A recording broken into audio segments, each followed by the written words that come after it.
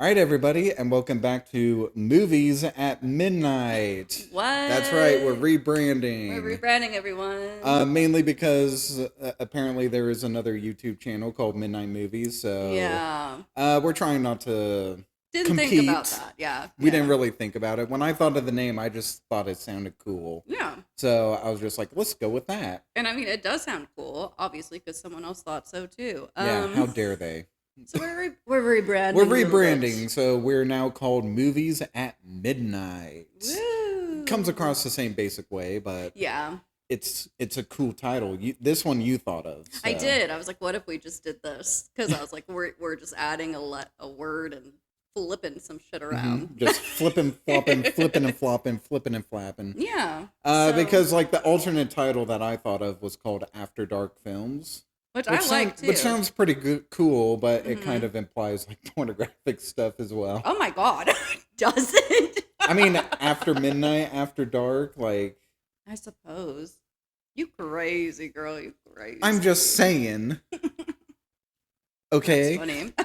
But anyway, I am your co-host Cody, and I'm the other co-host, Nikki. and this week, super exciting. We are beginning So Bad It's Good month. Oh my god. Dude, I'm super excited for It's gonna be this. so good, you guys. It's gonna be so bad. It's so good. So, as I explained in the last episode, for those of you that don't know, so occasionally there will be a movie that comes out Mhm. that is so bad, like so baffling, jarring that it actually comes around And then it's just funny. and it just becomes like a very funny, good time, and you actually think it's a good movie. So that's kind of what we're doing this month. And we're starting off with Nikki flossing. Man, my floss went back in its container. How fucking dare it? Damn it, how do I fix that? What brand is that? It's Oral B. Oral B, we're coming after you. God damn it. We just ate. Yeah, we had literally just food. ate like 5 minutes ago, so. And I have a little piece of cilantro stuck in my tooth back there. I was gonna. I Not have the cilantro. the cilantro, everyone. By the way, let us know. Are you one of those people that tastes soap when you eat cilantro? I think I am, but Are I'm not. ya? I'm not sure.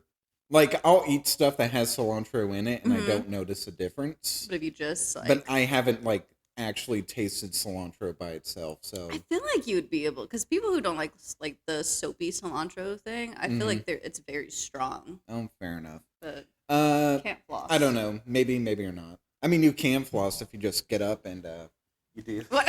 I'm not doing it because I can't. That won't get my cilantro out of my teeth. But You don't know that anyways. for sure.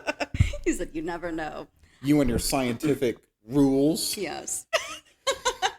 Uh, but But no, anyways, yeah. we're starting out the month with Birdemic, Shock and Terror, directed by Woo. James Nguyen. Essentially, we're doing this movie because originally, with the Friday release, there's only 4 weeks. Mhm. Yes. But since we moved to Saturday, there's like an extra day in there, so we're just thinking, what other movie can we put in there? And I suggested, hey, let's do Birdemic. Which is crazy because I didn't even know that you knew ball like that. I didn't know you knew Oh, Birdemic. me and Birdemic go back a long time. You said we're like In this. hindsight, if I had thought of it at the time, I would have suggested we do Samurai Cop, but you know, Oh, wow. we'll do Birdemic. Yeah, oh man, I heard about Birdemic. Maybe like when was the first time I watched it? Maybe a couple of years ago. Oh, that Um, recently. Okay. Yeah, because one of the movie podcasts I listen to, they do a lot of shitty horror movies. Nice. And And there's a lot out there, let me and- tell you. Oh yeah. You get into some of those Puppet Master movies. hmm And they were talking about Birdemic one time. I don't think that they were doing it, but they just like it got brought up in conversation. And I was like, I need to see this. Because there was a clip that I saw. And it's funny because I'm pretty sure it was Jade that sent the clip to me as well. Or maybe someone else, I don't know. But whoever did said this looks like a movie you would watch.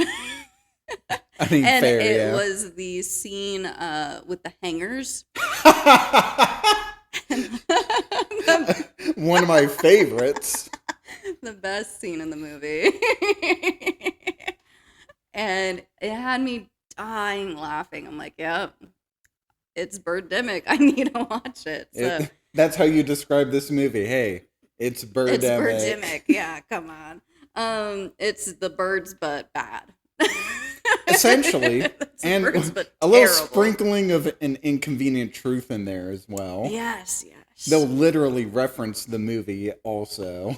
Absolutely. But yeah, I don't know when I first watched this. You don't James Nguyen know when you I watch don't this is James what you Nguyen meant. no, absolutely. Let me see if I can look on my letterbox. Will you guys let me? You guys be patient. No, they won't. Oh my God, Oral B and Letterbox are just not working with you today. They are not. Let me see. I reviewed it in last year, April 28th, 2025. Wow. Okay. Yeah. Interesting. So I was like, it is new that I've seen it. When was the That first, is very new. When was the first time you watched it? Way back around the time that it initially came out in 2010. Really? Mm-hmm. That's crazy. So the way I figured out about this movie is, and follow me on this. So there's these audio commentary tracks that you can buy from Riff Tracks. I don't know if you've ever heard of them. I only heard of him because of this. Oh, okay, Yeah. fair enough. So, for those of you that don't know, Riff Tracks, they star Mike Nelson, Bill, I'm trying to remember their names, Kevin James and Bill Corbett. They were the guys that did Mystery Science Theater 3000 back in the day. Mm-hmm. And essentially what they did for Mystery Science Theater 3000 is they took like old B movies of all different genres and kind of just made fun of them as they watched them. Mm-hmm. That's essentially what Riff Tracks does. Is you can buy audio commentaries. Sorry, yeah, my voice. It's the Jimmy John sound. It's fighting me, and I'm fighting back.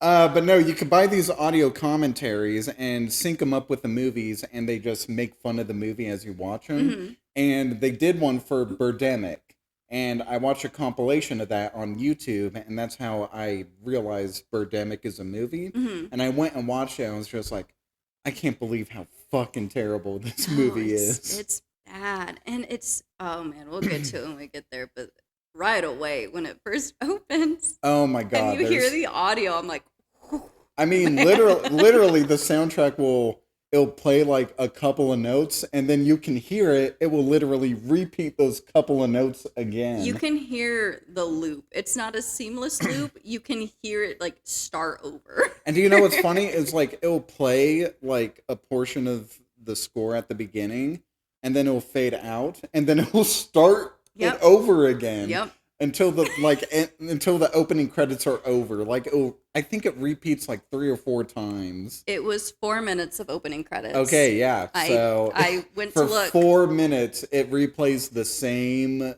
like I think like 30 seconds of music over and over again. And that's essentially just what this movie is. You talk about weird audio issues. Literally, I had headphones in for this movie. There'll just be times where the audio will just cut out, and it's not like there's like ambient sounds or like mic static or anything. No, it's just dead silence, just cut. Nothing. Like they literally, as they're editing it, just cut everything. And it'll be funny because jump to the next.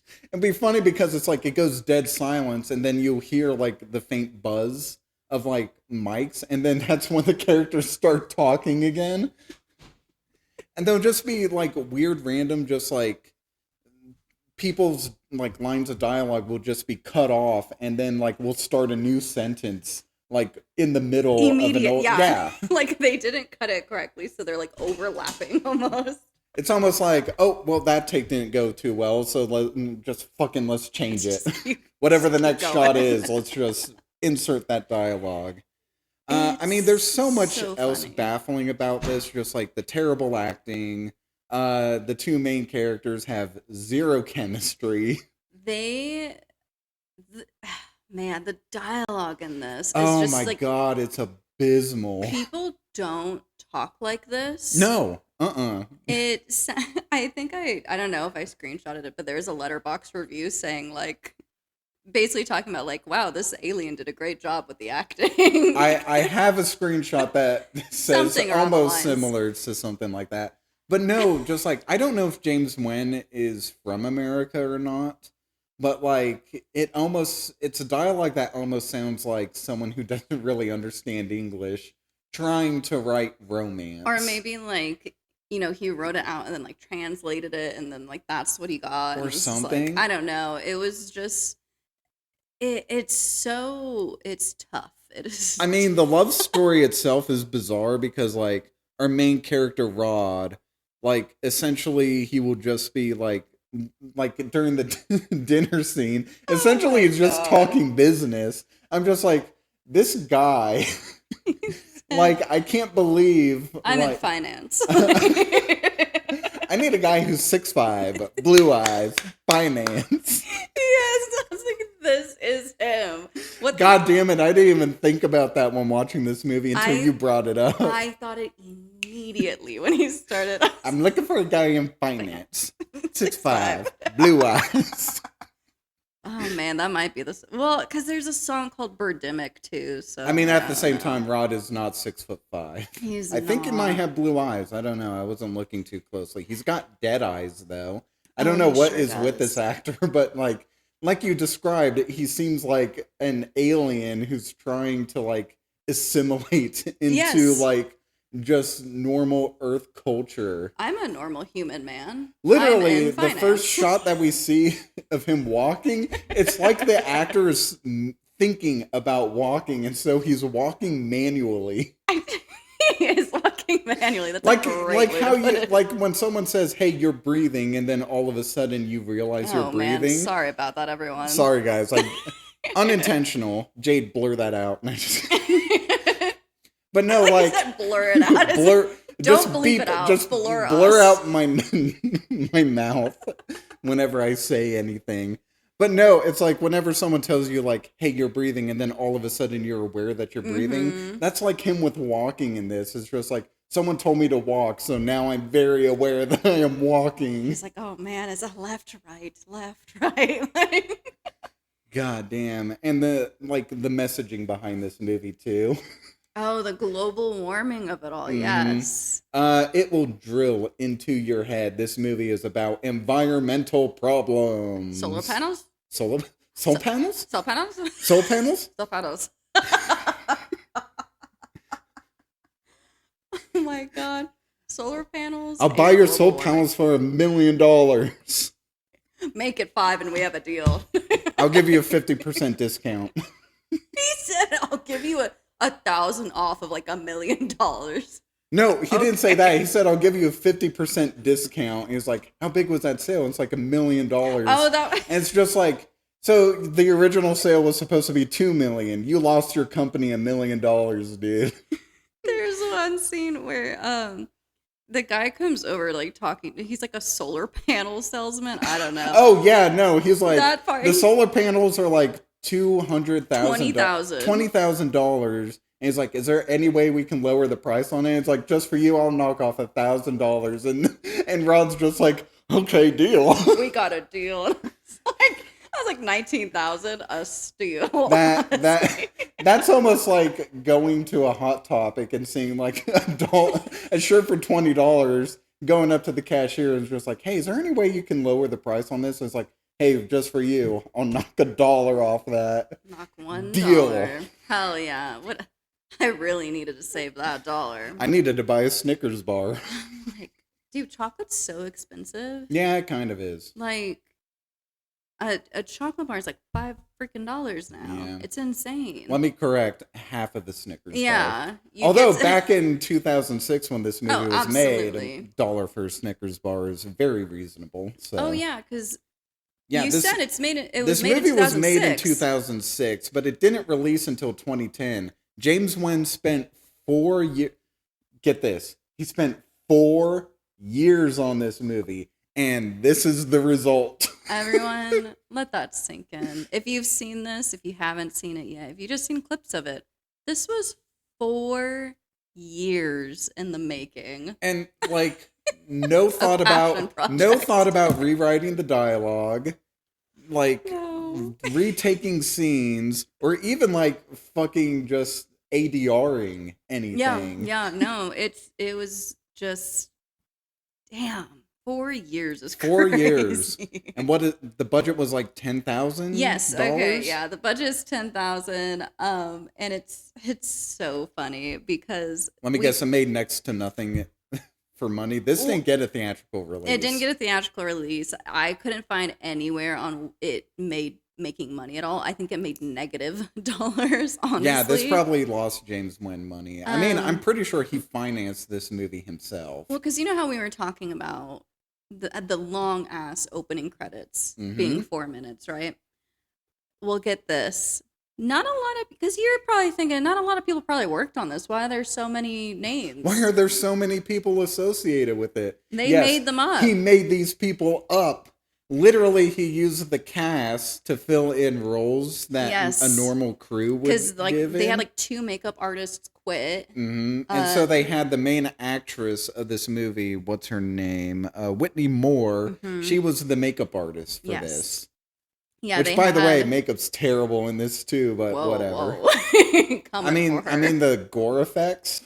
Oh, I mean, some of them looked like it was just like they put just a picture, and posed it over the neck of someone. And I mean, there'll be times in this movie where characters just get scars on their face and there's no explanation as to how they got them. It's the birds, man. Like, literally, there's one scene, we'll get into it when we get into spoilers, but I had to rewind to just be like, wait a minute, did I miss something? No. Because they have scars on their neck now, and I went back to the previous scene and it's just like, no, they weren't attacked. They just have scars now.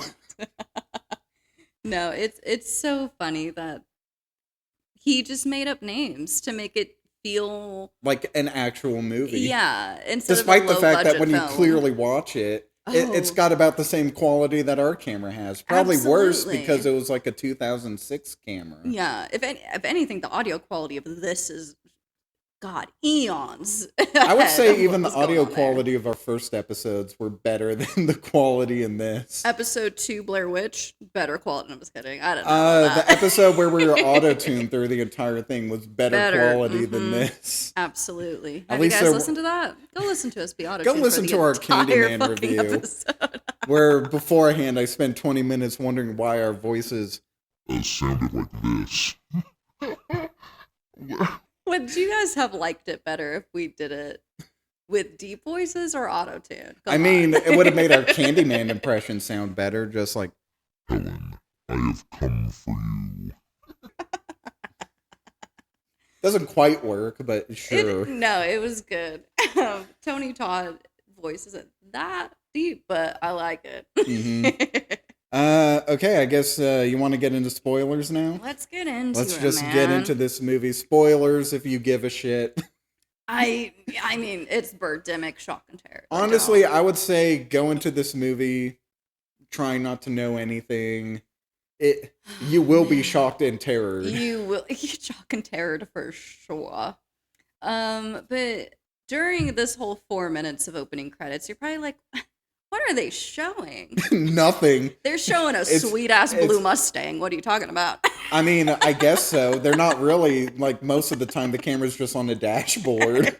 And the weirdest angle ever, where it's just, tilted slightly to the left. Yeah. No, I guess they only rented this Mustang for, By the way, later on in the movie, Rod will say, it's a hybrid. That specific model of car he's driving, it's not a hybrid. He lied. You fucking liar, Rod. He definitely lied. Hate you, dude. No, I'm just kidding.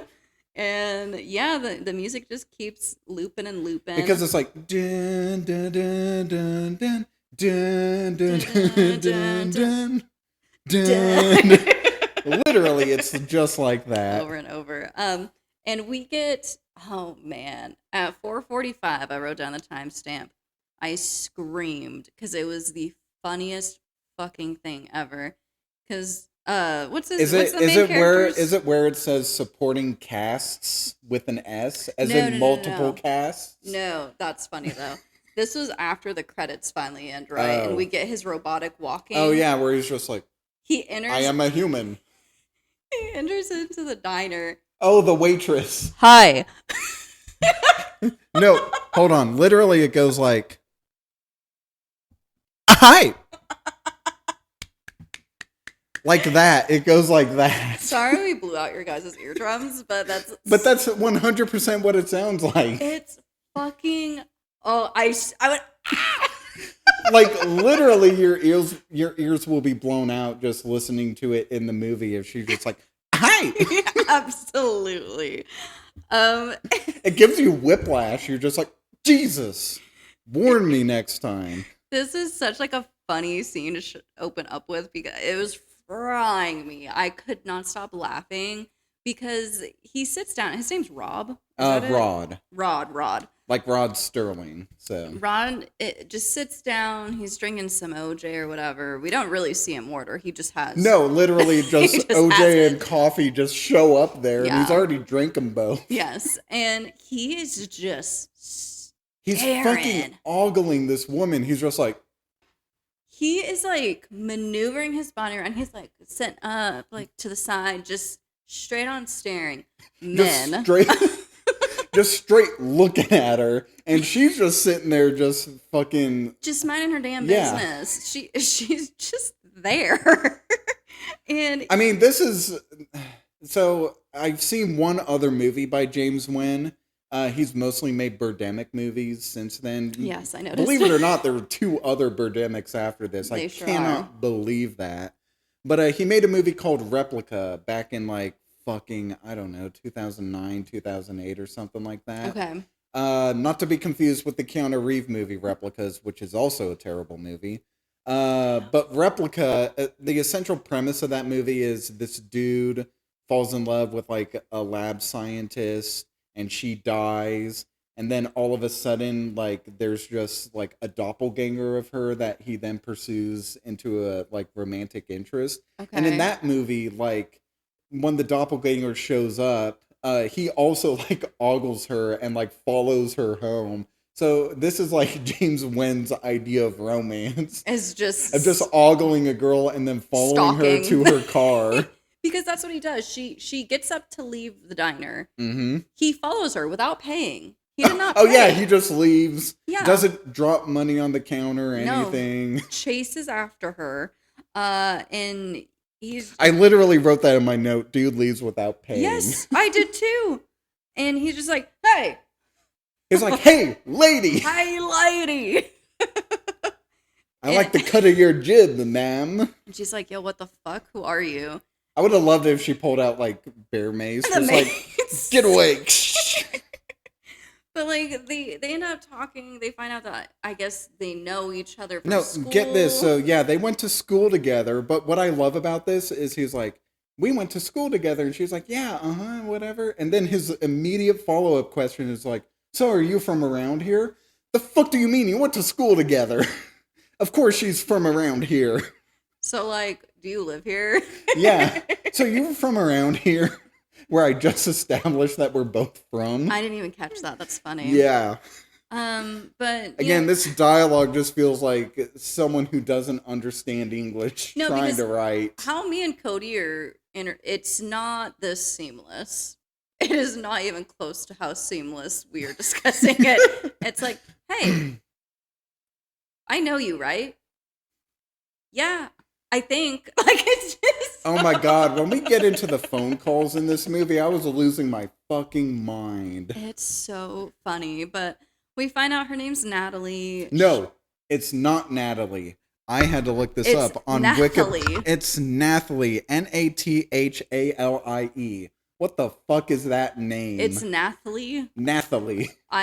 It's Nathalie. I'm not. I know it's supposed to be Natalie. And It I'm is pretty not. sure in the movie they call her Natalie, but on IMDb and on Wikipedia, And- it's Nathalie. And in the subtitles, Oh, really? In the It spelled subtitle? it like I'm that. pretty Yes. sure it's even like that in the credits if I was fucking paying attention I to the saw that credits. they were spelling it like that, and I looked at my notes and said, absolutely fucking not. That's Yeah, dumb. that's not That's correct. not Nathalie. Yeah. I get that people want to spell their names however they want, but that is wrong. I draw the line at Nathalie But no, it's literally Nathalie. with an H. I couldn't believe it when I was looking up the cast and everything. I was like, what the fuck is Nathalie? My name's Nathalie with an H. It's like, H where? I'm not Where'd you like put other it? girls. I put an unnecessarily H in my name. But we find out her name's Nathalie. She's a model. She's a quote unquote model. When we see her modeling gig, she's just had a 1 hour photo. She couldn't even go to a Sears. Hey, she gets signed by Victoria's Secret. Later. I put in my notes, I can't believe Victoria's Secret saw those photos and said, yes. They said that's Her. her. Mm-hmm. She is the moment. She's tall, blonde, thin, and beautiful. Sign her up, baby. I guess so. Mm-hmm. And as she leaves, he continues to stare. Oh, yeah, like he stares at her until she's like very close to her car. Yeah. Creepy. And then he's like, Creepy Natalie! but yeah, and then he runs after her and they Mhm. exchange business cards. Yeah, he's like, we should keep in contact. She's It's like, dude, just ask her out. Like, don't like get her number and then have a very awkward phone call later where you ask her out. Just do it now and then exchange numbers. They're gonna have an awkward phone call because she's like, yeah, here's my card, which is odd. But I mean, I guess it's not weird because she's a model, so I assume she probably has a card on her. I mean, I guess so. Do models carry cards? I don't know. I don't I've know never, enough. yeah. I know that Rod would because he works for. He's in finance. He's a guy in finance. Yeah. I don't know what the fuck he's selling, but he's selling stuff. He is. He's selling solar panels. Solar panels. No, that's his side gig. That's Yeah, that's a that's gig. true. That's a gig that he does once he has his quote unquote early retirement. We'll get into that. Bro, oh my God. Okay. But yeah, they exchange business cards. Mm-hmm. And then he's like, I'm finally going to let this woman go home and enjoy the rest of her day. he's like, I'll let her go. I'll let her go. And then somehow we're in the next day, I guess, because Rod's at home. Cuts immediately to the next day of him. He's watching the news, which really funny, like news, like the framing of the news is just like the anchor is just like from here up. Yeah. Like the top of her chest up with like so much head space behind her with like, I guess like, it's supposed to be like, you know how news, they have like an image like edited in right here. Yeah, to, like, well, they don't side of have the her budget for that, so they just have a giant fucking TV right here of just images of polar bears and shit like that. They do. Because you might ask why polar bears. Well, it's because they're talking about global warming. They're talking about global warming. Yes, birds have been found dead, crows and seagulls, the global warming of it all, the And Earth's polar bears. dying. Polar bears are losing their natural habitat. They can't hunt for anything, such as seals. Such as seals. I love how she throws that in there at the end, such as seals. If you didn't know, now you know. The news, it's to learn. And she said, you're going to learn today. Mm-hmm. But yeah, it's just all of a sudden next day, like Rod's dressed up like he's about to go to work. Yeah, he's got literally like a black coffee and a donut for breakfast. Yeah, and he gets in his hybrid His hybrid Mustang, even though it's not a hybrid. Yeah. And what the hell? What is this? What the hell did I write? I don't know what this Fanta Treble music is. Oh, the weird music that plays over him just driving to work. Oh, fantastical. Yeah. That's I wrote here the movie no, what is it? I wrote tribal. I wrote cheery music for such a nothing scene. It's him driving to work, which is one of many driving scenes in this entire movie. Yes. We can't just cut to him being there. We have to see the driving. It's like music that they would play when It's like yeah, like if you're going on like a fun journey through like these whimsical woods. Yeah, and but no, it's Rod driving to work. Yes. Well, first he stops at a gas station where he's filling up, and I wrote in my notes, gas prices are $4.59. How quaint. quaint. I know that's supposed to be like social commentary, but it's just like, boy, if you only knew how worse it would get. Yeah, it gets bad. I'm pretty sure there are people in California who would be begging for gas to be $4.59 now. Like, please. Let us out of this hell. I did write in my notes, bruh, this shit long as fuck. He's just driving. Yeah.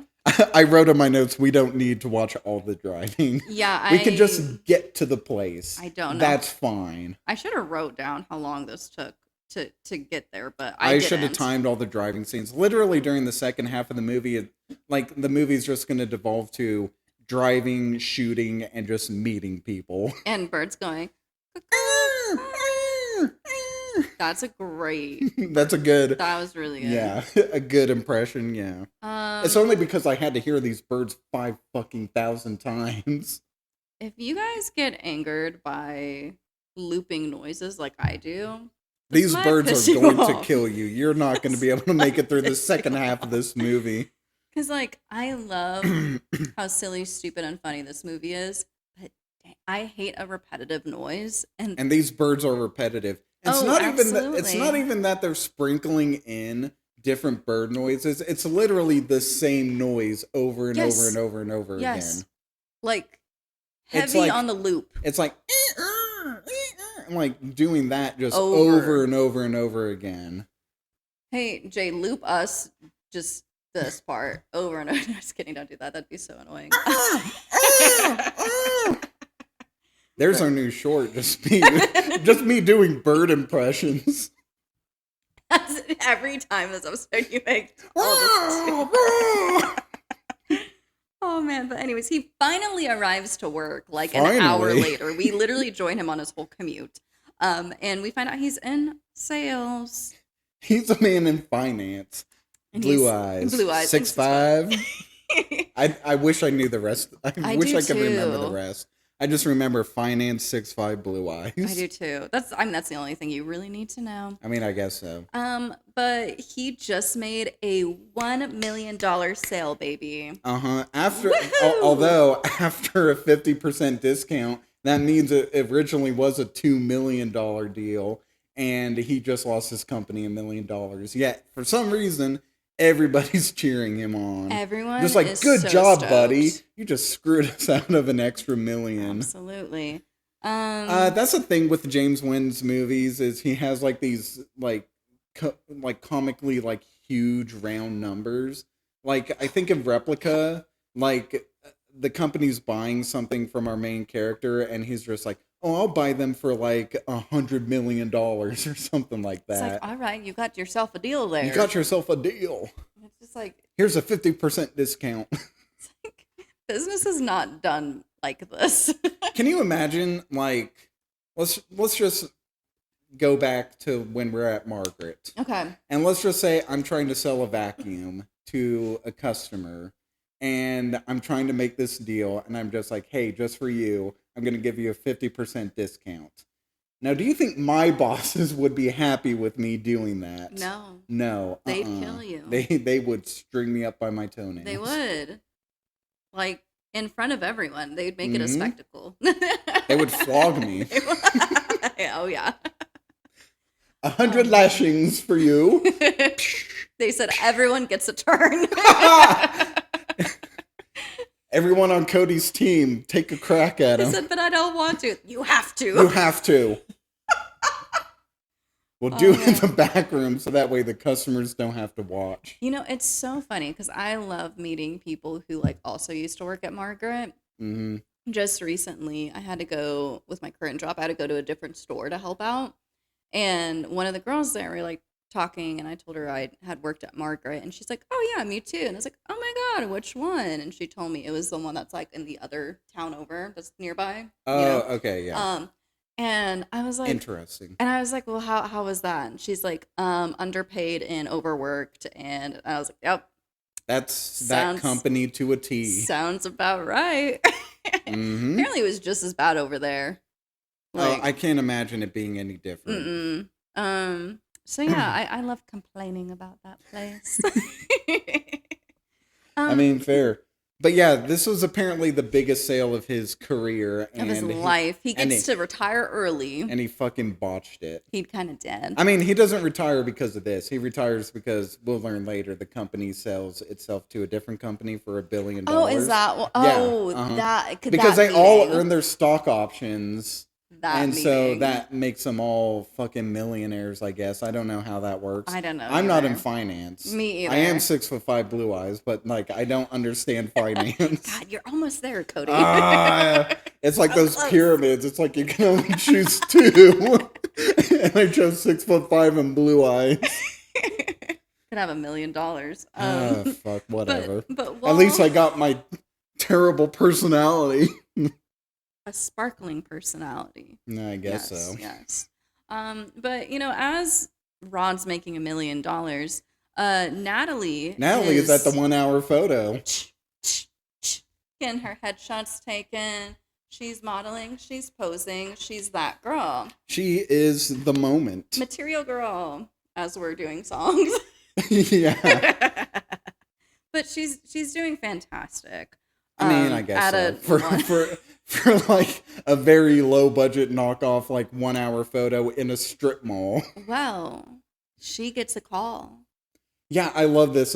We just get a shot of a woman at a receptionist's desk. I wish I wrote down the company name, but it's something stupid. Oh, it is. I didn't write it down either. But yeah, she calls Nathalie and she's just like, guess what, girl? Victoria's Secret wants you. They saw these shitty photographs that you took and you're it. She said, oh my God. Oh my God, that's great. And then we quickly cut out of that scene. Yeah, doesn't matter. And then now Rod is calling Nathalie about his amazing sale he did. He's kind of boasting about it. Okay, this is when I get irked with the movie is these phone calls. Because literally a normal way that a phone call in a movie will happen is just like you have someone calling, like talking on the phone, and you'll hear the voice like through the receiver of the other person talking, and then we'll occasionally cut to the other person. But not in this movie. Literally, it's like person talks, their line is over. We cut to the other person talking, their line is over. We cut back to the original person, they're talking until their line is over. And with the horrible like audio editing of this, it's just like it hurts my head. And it's not even because I've seen movies do that before where they have both on screen. Oh yeah, like a split. Yes. Like I'm pretty sure if this was directed by Brian De Palma, he would have a split screen of it, and then you don't have to keep cutting back and forth, back and forth. That would have been a clever way to film this scene, but unfortunately, James Nguyen is not a clever man. No, yeah, but he's talking about his sale. She then talks about her getting the Victoria's Secret gig, and then he decides to be a disgusting man and says, "Bet you look great in lingerie." I bet you look good in those fucking bikinis with your badge hanging out. Goddamn good. He might as well have said that. I was just like, yuck. Like, yeah, you guys knew each other in school, but like you met yesterday. I mean, this was flirting in 2006, I guess. I don't know. That. I was like just entering high school, so I have no idea. How old was I in 2006? I was fucking 14, so.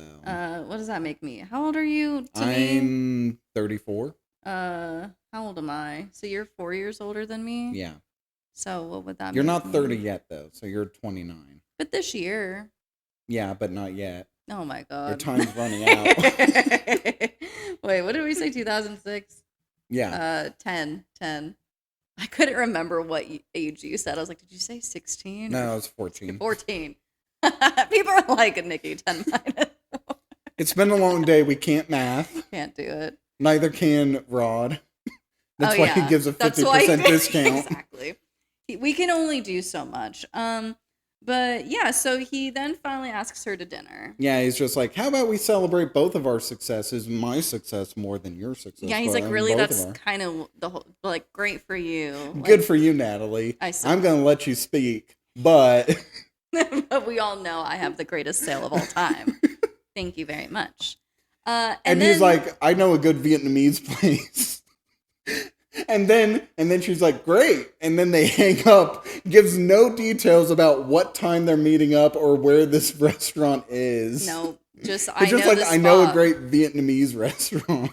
Cool, bye. Cool, bye. And Rod's just like, yes. And it's just like, she's not showing up for that. It's like, where do we go? Where are we going? I would have loved if we had gotten it like a little extension, the scene of Nathalie calling back and it's just like, what time? Where? What are we doing? Are you picking me up? Like, you don't know where I live, so I guess you can't. And then we get a hard cut to him just playing basketball. He's just shooting the J with his friend out on the basketball court. Ball is life. But no, this is when we get yet another like hit you on the head with the global warming. He's just like, man, I can't believe this heat wave in a winter. He said it's a winter and it's literally like a hot summer day. Yeah. I mean, to be fair, this is filmed in California, so it kind of looks like that all year round, but... I suppose so, but then it just reminds me of this past Christmas when it was 75 degrees. Oh, yeah, that's right. I'm dreaming of a green Christmas. I was just like, it is literally December 25th and is like 70 degrees outside. Gorgeous day, but I'm like, we live in the Midwest. Like, that should be snowing. It should at least the grass should be dead. I'm like, oh, perfect. We'll die here soon. We're killing ourselves. That's fantastic. I mean, it's funny that they say like a heat wave in winter, and it's just like, well, that's kind of the standard now. Yeah, absolutely. And Ron's, they're doing some boy talk, They're doing what our president calls like locker room talk. Oh my god. I put in my note, Rod's friend is a creep and yeah. Because there's just like, hey, you're gonna bang her or something like that, like. And then Rod says, "Is that all you think about? Sex?" And he's just like, yeah, I do. And I'm just like, this dude needs help. Yes. And also I was like, Rod, don't act like you're much better than him because you were just telling Nathalie. Okay, we're going to get to it. There's going to be a line of dialogue that Nathalie says. He's like, I like Rod because it's not like he's trying to get something out of me like other guys. And it's just like, he literally only talked to you because you're hot. He ogled at you for like 20 minutes just staring. He ran after you. He then like was like, ooh, you're a model, ooh, hot. And then was like, oh, you're gonna look good in lingerie. Crazy. People talk about how bad Bear is in Obsession. This guy is almost as bad. Okay, I have not seen Obsession. Yeah, you haven't seen Obsession yet, but when we eventually get to it, and we will, foreshadowing, yes, you will see how bad this guy is. I'll probably watch that this weekend because like I told you, I haven't told them, yeah. But we were gonna watch it last night, but I watched The Happening. Yeah, because we're literally recording that right after this. Mm-hmm. Yeah, we're gonna record 2 movies that have a global warming theme in it. So how on brand, and it's like 1,000 freaking degrees today. Yeah, that's so true. Hot. It's like I think the literal temperature outside is like 101 or something like that. I literally hate it. It says 88. Mine says feels like 96. God, I can't trust Apple. I can't trust because mine says it feels like 89, and I'm just like, that can't be right. Absolutely not with that. The humidity. I know when I was 52%, by the way. Oh, ew. 52, yeah. I know when I was driving home from work today, literally like one of the signs that I saw that because it was melting. It was melting to the ground. It was crazy. Kids were scooping it up like ice cream. No, literally, you'll sometimes see like signs that will just give the temperature outside for some reason. Literally, it said like 100 degrees, and it's just like, fuck. It was what? Mm-hmm. What? But yeah. Anyways, so they're being gross guys, and they're just being 2 dudes just talking about, dude, this woman's hot. She's hot. You can have sex with her. She's great. How's her butt? But now okay, I don't know if this is just the next note that I have, but I have wildfires newscast. Is that what's next? Because God, we just get there's just so many cuts. Oh yeah, no, there is. Yeah. We get like news about wildfire, which That'll come back later. I mean, I guess so, but at the same time, like it feels very on topic with right now Canada literally on fire. I know. Honestly, this is crazy. I What a know. topical movie we're talking about. I mean, literally guys. every year in summer, like California just sets on fire for no Yeah. reason. So this feels very on topic. It does. But no, like literally my next note after the friend is just like, there's no thoughts in this guy's head. And I think that's just because he's staring at the news just like literally no thoughts in his head. Nothing passing. It's like he's trying to absorb information and just nothing is coming through. In just one ear out the other. And then we get solar panel salesman. We get the solar panels guy. And I wrote in my notes, what does the solar panel scene add to the movie? I was just going to say, I don't know why this is in here. Because it's funny because like they're talking about like how much the solar panels are going to cost. Mm-hmm. And then like he's like, where are you going to put them? He's like, oh, follow me. And we just get an extended shot of them just walking outside to the front of the house. And then literally the guy is just like, okay, we're going to put them there. We'll put them right up here. We'll put him right up there. And yeah, it'll be like $20,000. He's just like, oh man, can we go down on the price on that? He's just like, just for you, dude, I'll knock off $1,000. And Rod being the idiot that he is just like, deal. He said, hell yeah, brother. Rod very much. And we're going to put them right there. Rod very much subscribes to the art of the deal. He just knows. He's giving his customers 50% discounts. He himself is taking a 1% discount. 1% discount is crazy. Is it not 50? Bro. Like, dude, like, wouldn't you just, like, negotiate, like, $5,000 down or something like that? It's so funny. Because that just reminds me of work. Because, like, we have, like, so many different... It's so hard to, like, fucking price shit. Because we have, like, different SKUs for, like, every different thing we have. Yeah. And it was funny because it was like when I had first started, there's some people that came in and she kept trying to haggle with my boy Nick. She was like, well, what if you don't charge me for that? Oh, God. What if you did it but like didn't charge me? What if the And he's like, no, like I'm charging you. And then she ended up finally leaving because she's like, I can't do that. And he looked at me, he's like, I was about to charge her double.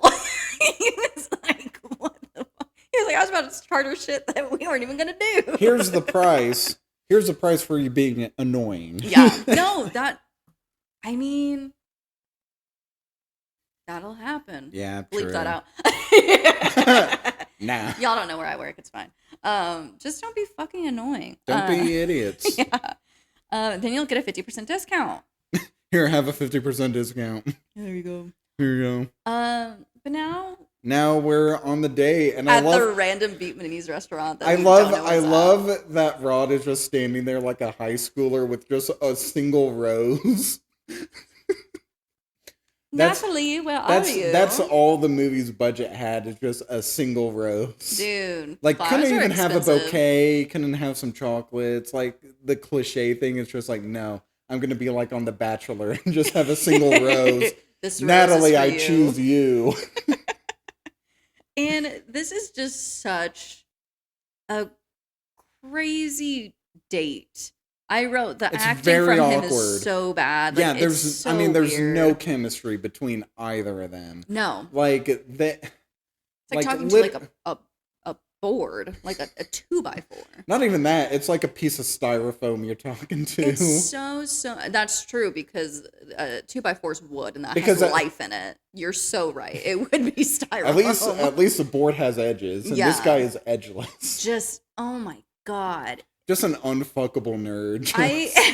I can't even describe this scene. I literally wrote in my notes, Rod has zero riz. It's because all he's talking about is his company and just like what he does within the company, which I don't even know. Like it just sounds like James Nguyen just has like a knowledge of just like tech companies and is just spurting out like just random like knowledge. this is what I did, his, so I'll it's just like this put is it in what the I movie. know, so I'm just gonna have him spew out the most uninteresting stuff that you can talk about on a first date.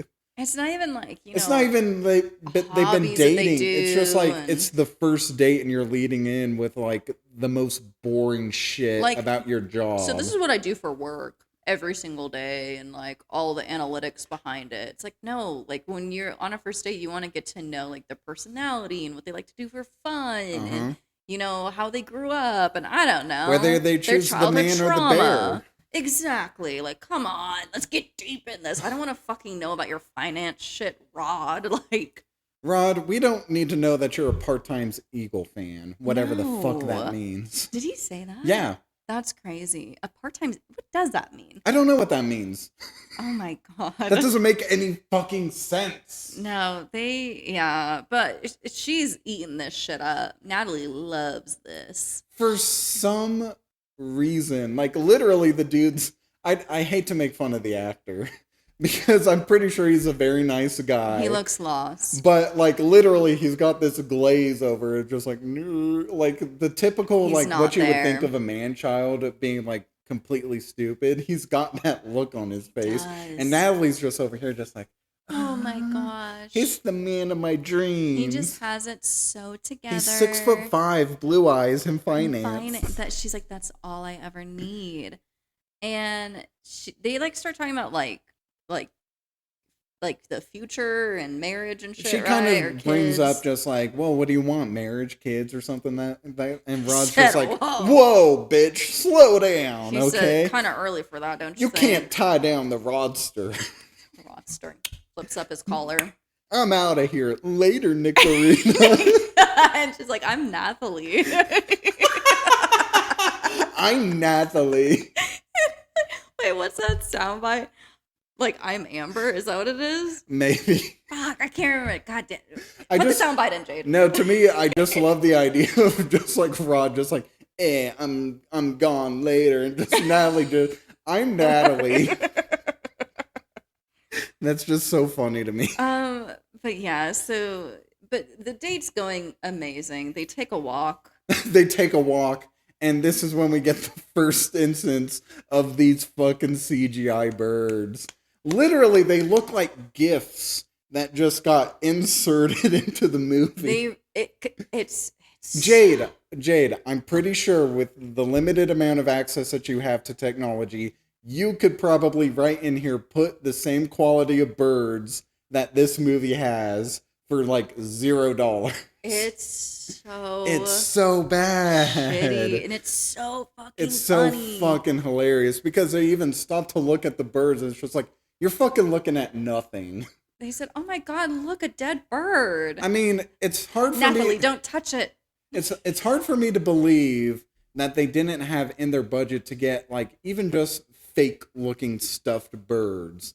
Like I would take a fucking like teddy bear bird just like Honestly. flapping its wings over these CGI like, birds. I'm sure there's probably like a taxidermy place they could have went to. Where you could have bought like a stuffed bird for maybe $30. And it could have been a really shitty taxidermized bird. But it would have at least looked real. Exactly. I'm like, it would have looked better. I probably couldn't like make a bird puppet that looks better than what At the we same got time, here. when we get more of these birds, it's just fucking hilarious. And what's even funnier is in some scenes, you can just, like, when the birdemic starts happening, like, you can sometimes see in the backgrounds just regular birds just flying around. They ain't doing nothing. No. They're just being birds. And it's funny, at first I thought this was the scene when we saw the dead bird. No, this is the scene where we see the two, like, not parakeets. They're like parrots. I don't really, yeah, they're just parrots. They're not even like pigeons And or I'm like, anything. what exotic bird is this? There's like two of them just chilling in a tree. Like if you want to think of just your typical bird, yeah, pigeons, crows. Fuck it, they're in California, seagulls. You could have just had seagulls there. No, they have. No, they just have Fucking have parrots. like parrots. It would have been Just hanging funnier if they out. had a toucan just fly in. Woo! A dodo bird. They're like, look. Look, Guys, Rod. the Birdemic brought back the dodo bird. And this is when I finally found out that his name is Rod. Yeah, This whole time I was just calling him man or guy. I kind of was putting him just like this dude, this guy. And then I wrote, Jesus, they spent all day together. Yes. Because it is night now. Okay, no. Get this. The way these scenes are edited is weird because like when Rod and Nathalie when Nathalie show up to the restaurant, it's like twilight where it's like the sun's kind of going down. Because it's dinner. Yeah, it's dinner time. So you think maybe like 5, 6 o'clock. But like when they're going for their walk for their pair, it's just like it's noon midday. Or something. Yeah. Yeah. But then like they're driving later, it's just like fucking nighttime now. Yep. And yeah, they get home. Is this when he's like, "Aren't you gonna invite me in?" And she's like, "A little too early for that." Yeah, I wrote in my notes, "Slow down, Rod." Yeah, pump the brakes. Cool your engines, dude. Oh yeah, Nathalie, he doesn't want anything out of you except to sleep with you on the first date. Like, baby girl, why couldn't you see the signs? I mean, at the same time, she's kind of into it. She's just like, maybe not now. I'm not that kind of girl on the first date. I mean, she was feeling it. So I guess so. If that were me, I would have just been like, that's funny. Never call me again. Yeah, like lose my business card. Lose my number. Please. Mr. Businessman in finance. Businessman. But yeah, so then Nathalie goes to visit her mom. Okay, the mom in this movie is the best actress in this entire movie because I believe her sincerity. I really liked her. She's very sweet. I love this woman. Oh, she was just a like sweet, I want to say Southern, but she didn't have a Southern accent. But that's kind of the vibe really. she's giving off, though, like a sweet Southern like grandma that is just like she makes pies, probably. I mean, she sells the scene like more than Nathalie does. Oh, yeah, like. This poor woman probably didn't get any more acting gigs out of this. Who is this lady? She did great. That's not true. She was in the Birdemic sequels. Oh, well, all right. So, I mean... Any good work after this, I suppose? Probably not. Most of this cast does not have, like, Wikipedia pages, so I can't see what else they've done. Segue to a fun fact. Us talking about how poorly this movie did. Apparently, Paramount expressed some interest in this movie. I had this screenshot from IMDb. Yes. Yeah. And James Nguyen dropped the ball. Oh my god. Yeah, so Paramount went to him and they were like, "Hey, we'll cut you a deal to get you a theatrical release and like fund the sequel or whatever." And before a deal was ever met, James Nguyen went on social media at the time and was just like, "Guys, I just made a deal with Paramount and they're going to release my movie and they're going to fund a sequel for $20 million. And Paramount saw that and they canceled the deal. Yep. And apparently it fucking angered him. Yeah, pissed him right off. Despite the fact that was his own fault. It sure was. Because, dude, Paramount could have had this beautiful disaster. And also, by the way, Paramount, the fuck you thinking? How'd you watch this movie and just like, yeah, we'll release it and fund a sequel? Can I talk more shit about Paramount? Yeah, go ahead. I mean, it's easy to do. The new Avatar Aang movie, they fucked up because one, it got leaked. And then they're like, yeah, okay. Did you know about that? No, I didn't know about that. Yeah, because you knew about that. They were making like a new Avatar Aang I knew movie. About that vaguely, yeah. Yeah, well, it got leaked like months ago now at this point. They didn't seem to really give a shit. They're like, nah, all right, that sucks. And they were kind of toying with a theatrical release, quote unquote. Then they're like, yeah, we're not going to do it since like it's already leaked. So if you want to watch it, because they were going to release it, I think in October on Paramount Plus. But it's been moved up to, I think, like end of July now, end of this month. Oh, interesting. That's weird because I have seen no advertisements for it at all. But the trailer's out now. Oh, is it? Okay. But they also said, oh, hey, you guys, we're going to release it in select theaters. They're releasing it in, I think, 2 theaters in California and like 2 in New York. Interesting. They're doing the minimum amount of theatrical releases to get awards. For Avatar? Yeah, and people are pissed because so many people love Avatar. Is that Paramount trying to confuse the Academy by just being like, hey, these James Cameron Avatar movies got nominated for Oscars. here's another Avatar. Well, no, and just like just the panel at the Oscars, just like, oh, Avatar, best picture. I don't know what the fuck they're doing because so many people want to see Avatar Aang. Like, I would go see it in theaters. I love Avatar: The Last Airbender, but they're dropping the ball. Everyone's pissed. All of the creators that like worked on it, because it's like the animation's great in it. Because I've seen a lot of the leaked scenes from it. But yeah, no, they dropped the fucking ball, and everyone's pissed off at them because they're like, "You're dumb." God damn. Poor Avatar: The Last Airbender. Everything outside of that original series just seems to be against its favor. It's just cursed. Because you either get like either mid to shitty adaptations or like not great sequels or just like shit like this. Yeah, where it's like, to because I hear that people who have seen the leaked of it liked it and enjoyed it, but it's just now with all of like, since it was leaked and like, we either have to like pay Paramount to watch on Paramount Plus and they're not releasing it in theaters, like they're kind of just saying a big fuck you to like all of the fans and everyone who's worked on it. Fuck you to all the millennials who love Avatar. Oh man, crazy. That is pretty crazy. But anyways, that's my rant about Paramount. And also Paramount's trying to buy Universal's. No, not Universal. Warner Brothers. Oh Yeah. my god. Stop it. Crazy. Get some help. Stop it. Jade, put in the clip of Michael Jordan just being like, I'm Michael Jordan. Stop it. Get some help.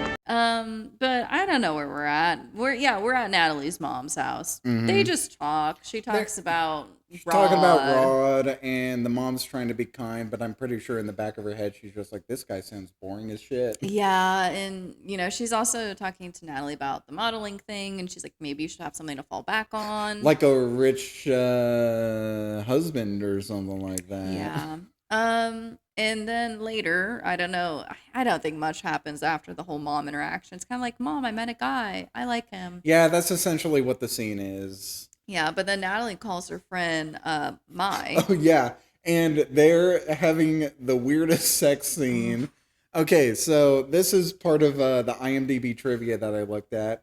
So in any of the sex scenes in this movie, like the actors like have like bikinis on or like shorts on. That's because apparently, according to James Nguyen, he didn't want the actors to actually be having sex, which I'm just like, well, that's what an intimacy coordinator is for. It is. And also your actors don't actually have to have sex to have a sex scene on screen. No, you can just have them like kiss and stuff and then insinuate like a fade to black, and then the next scene they're like, or you can like show everything from like the stomach up. You don't have to show the actual waist and stuff like that. There's a lot of different There's a things lot you of can different do. ways you can film this, but it's just awkward because he's fucking just lying there and she's just on top of him with like a bikini on.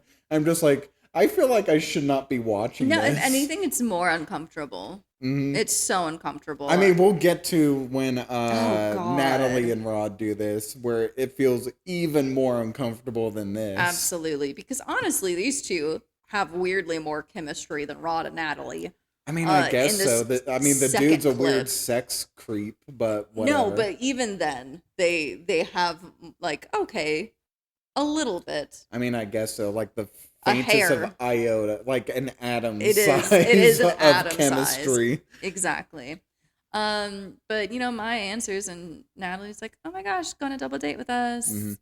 Interesting to know also on the back wall they have an imaginepeace.com poster. Yes. Apparently that's a site owned by Yoko Ono because of course John Lennon had the song Imagine. Yeah, I don't know why. It might have been intentional because we'll get to it later. There is like a score sample that sounds like an exact ripoff of Imagine. Oh, okay. We'll get to it, but it's like, it's not subtle. When you hear it, it's just like, is that Imagine by John Lennon? Is that John Lennon? Me when I had my circle glasses and I was like, I look like John Lennon. Oh, not Elton John, just... He usually has his circle glasses too. No. But now we're at this really weird meeting. Where are we? Is that because she calls Mai? She's like, oh let's yeah, go double date.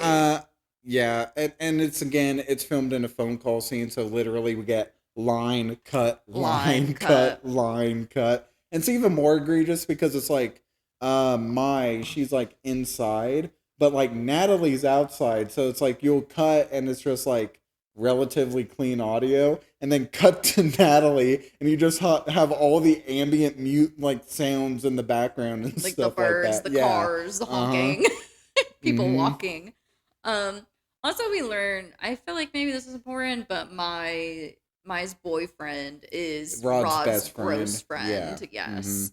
So it's just like this weird group Yeah. of people that all know each other somehow. I don't know what city they're in. I mean, it's obviously Los Angeles or San Francisco. I can't really tell. But like, I don't know what town they would be in California, where it's just like, yeah, these four people just happen to know each other and just happen upon each other. Yeah, because it's big cities. And it's and you know it's California because like when we get the landscape shots later on, it's just like, this is California. It's California. But yeah, Rod has this weird meeting at work. Okay, yeah, this is when his boss is announcing that their company is being bought out by another company for $1 billion.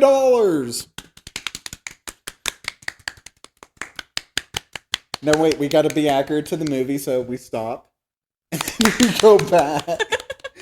It's crazy, you guys. They clap for like 10 minutes. No, it's so funny because like literally you'll hear the clapping dying down, and then like we'll cut to like we'll just cut to a next few moments, and the clapping's going again. Yeah, like, and then after those 3 people clap and we see them, then we go to the next set of couple people, and then they clap. Yeah, and then the next set, like.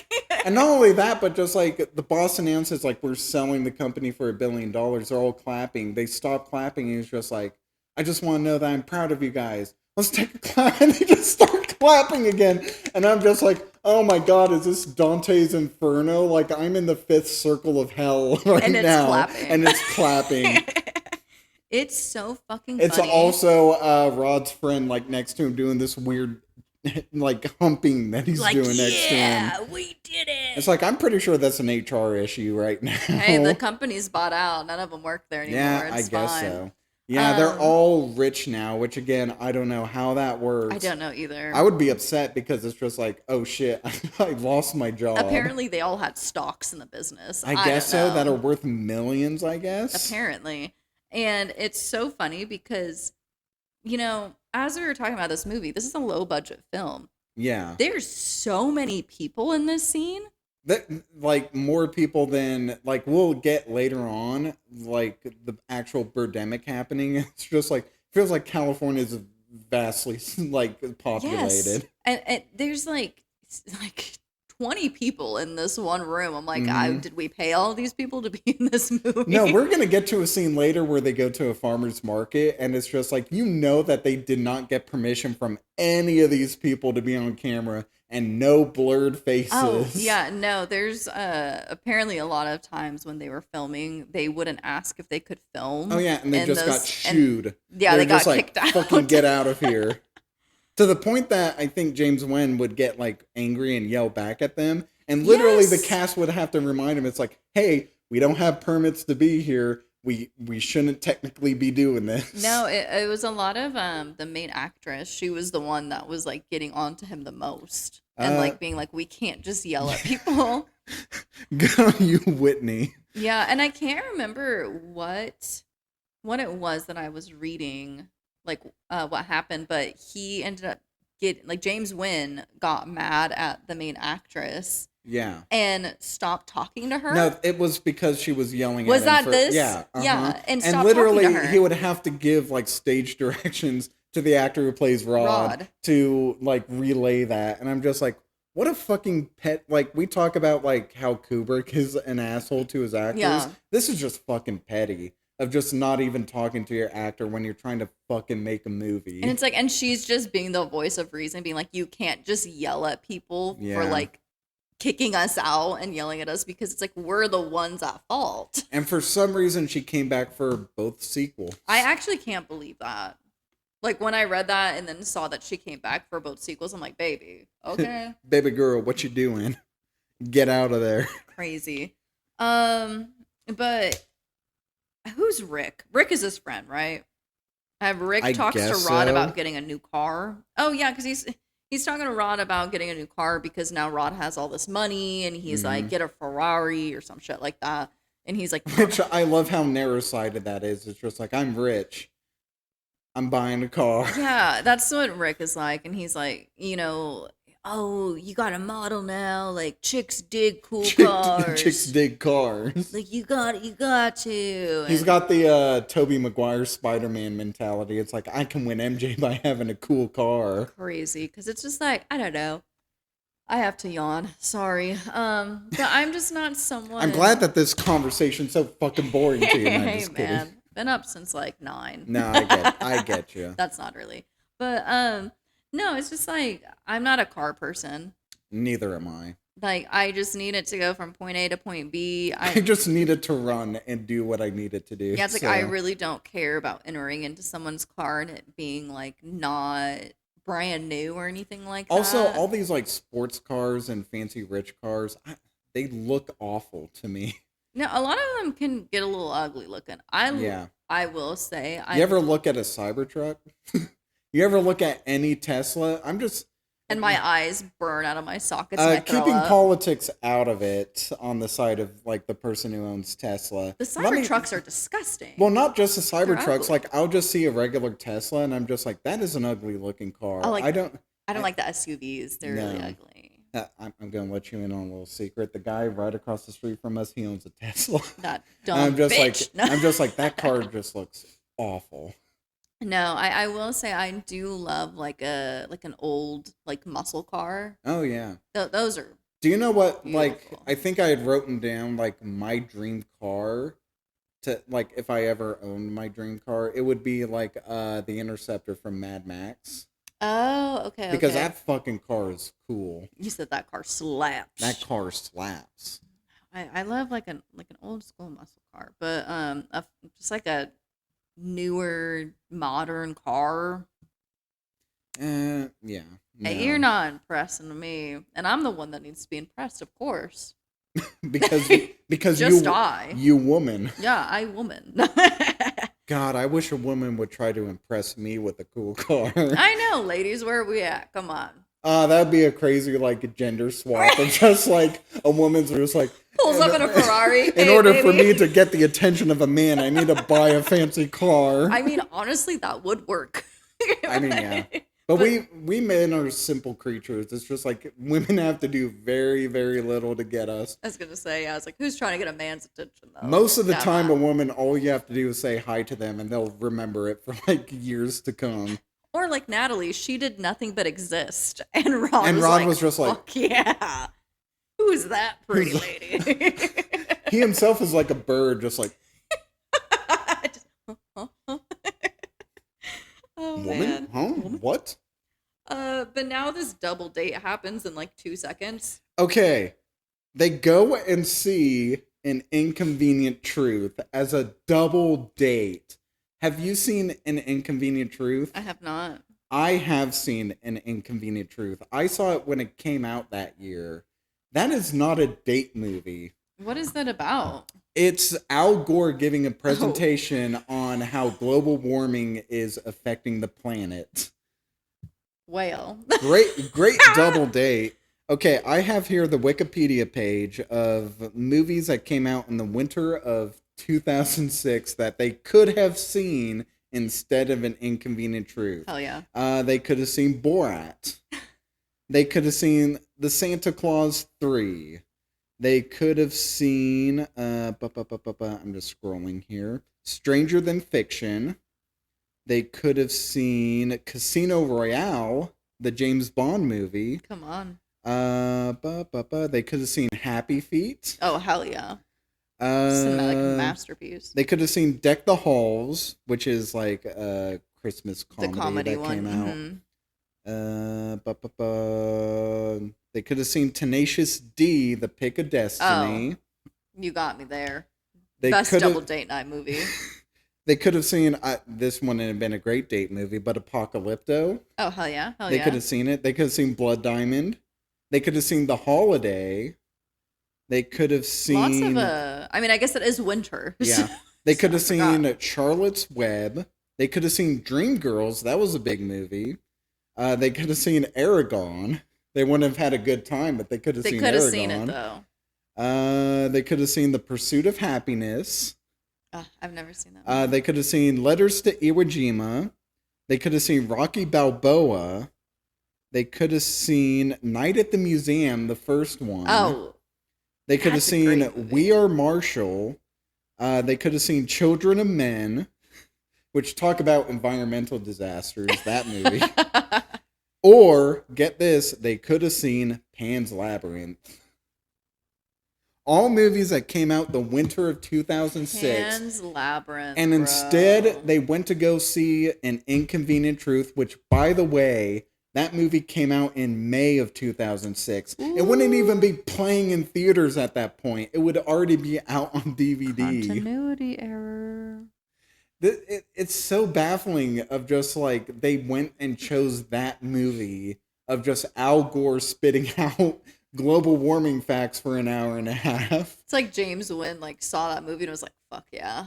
Yeah, like We're gonna put that in it here. really got to him. And look, I really like An Inconvenient Truth, more so at the time that I originally watched it. That's just like if I went on a date and I took a woman to go see that movie, I probably wouldn't get a second date. Probably not. Maybe that's why it was better they went with another set of couple. Yeah, which Maybe they... It's wild that all of them like this movie. Yeah, especially like Rod's friend, the Sex Pest. He's like, man, what a great commentary. Yeah, he's Al like, Gore great just did." commentary. I'm going to buy a car that's economically friendly. It's funny because this was just so nothing to me that I was like, yeah, okay, date happened. That's about it. Yeah. I was like, I don't know. I just went off on a tangent because it's just like, that is the weirdest fucking movie to go on a double date with. An Inconvenient Truth, when again, you had a long list of other movies. Cody that said, you I could might have not know a seen. lot, but I know that's not a double date movie. Fuck, pick Pan's Labyrinth. Pan's Labyrinth is like a masterpiece. Oh, I can't wait till we get I to can't that wait till we talk month. about Pan's Labyrinth. gonna Dude, be I'm good so time. excited. That's in my top 10 favorite films. So. I cannot wait. Dude, I'm so excited for the con. Oh yeah, that's I right. was like, With did you forget we're going? no, I was trying to think what movie is the con, and then I'm just like, oh no, the con, yes, yeah, with or- Ron Perlman showing yes! up, yeah, exciting. We're gonna meet Ron Perlman. We're gonna meet Ron Perlman. We're gonna meet him. I'm gonna get him to sign my chest.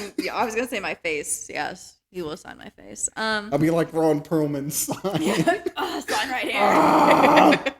Look at it tattooed on me. I shaved right here so you can sign. Oh man. And then I get banned.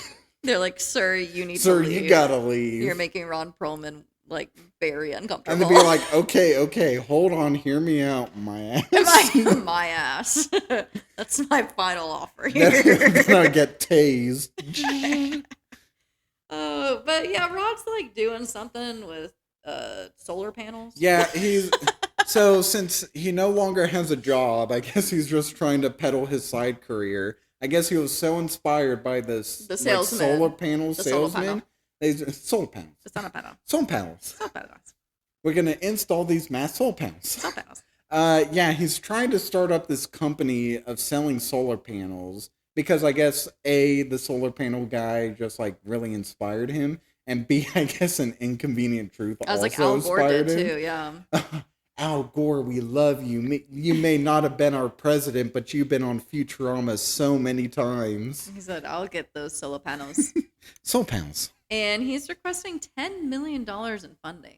Which, by the way, all these businessmen are just like, oh, fuck yeah, we'll jump on that. It's He gets it. It's like no businessman in 2006 would be investing in solar panels. Absolutely not. Maybe with solar panels, but not solar panels. No, solar panels, yeah. Solar, no.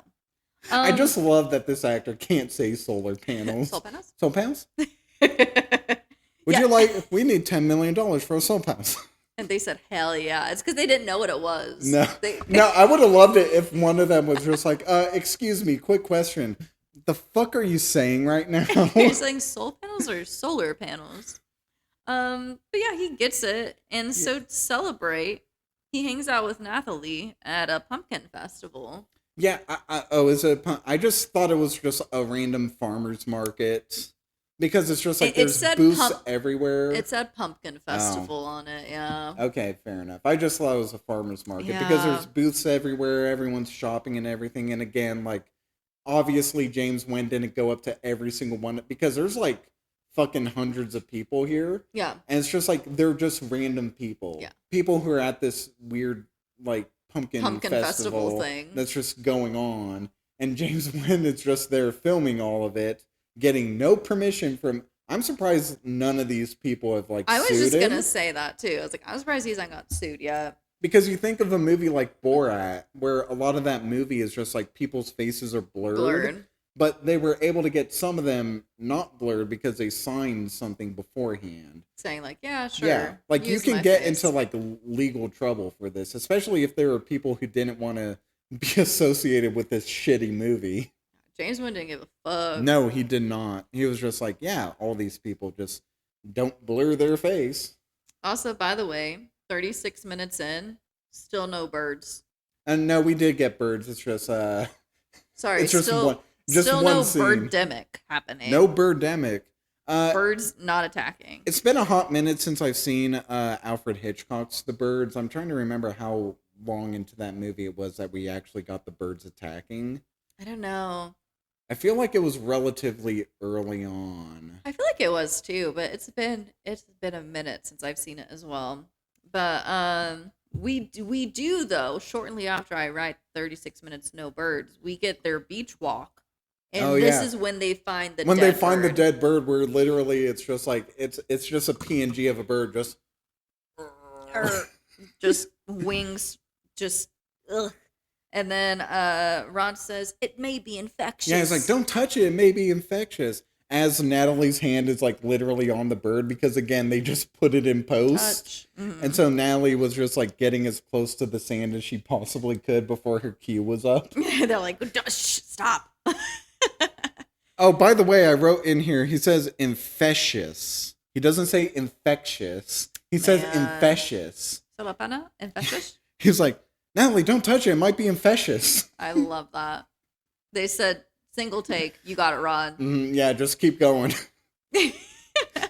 I mean, earlier on when we met Natalie's mom, she also stumbles over one of her lines. And, like, they keep it in. They do. Because they only have so much film. Yeah. Come on, you guys. Quote unquote film. This is a digital camera that they had from 2006. Film. They only had so much space on their little SD card. Yes. And then Rod goes to meet her mom. Yeah, they just have like a random meeting. Just like, I guess the relationship is getting very serious. It's getting more serious. This is like their second date. I feel like it's only been a week. Yeah, I mean, I suppose third because they had their first actual date. They had a double date, and now they have this beach walk thing. Yeah, so, I mean, I guess so. Credit to him. Third date. Definitely ready to meet the mom. Awful third date where you just see a dead bird. Yeah. on a beach. See a dead bird, go to meet the mom. And he's talking about how he's ready to retire. Okay, no, but get this. Because he mentions it early during the the selling scene. Of just like, I'm going to take an early retirement, which, by the way, what?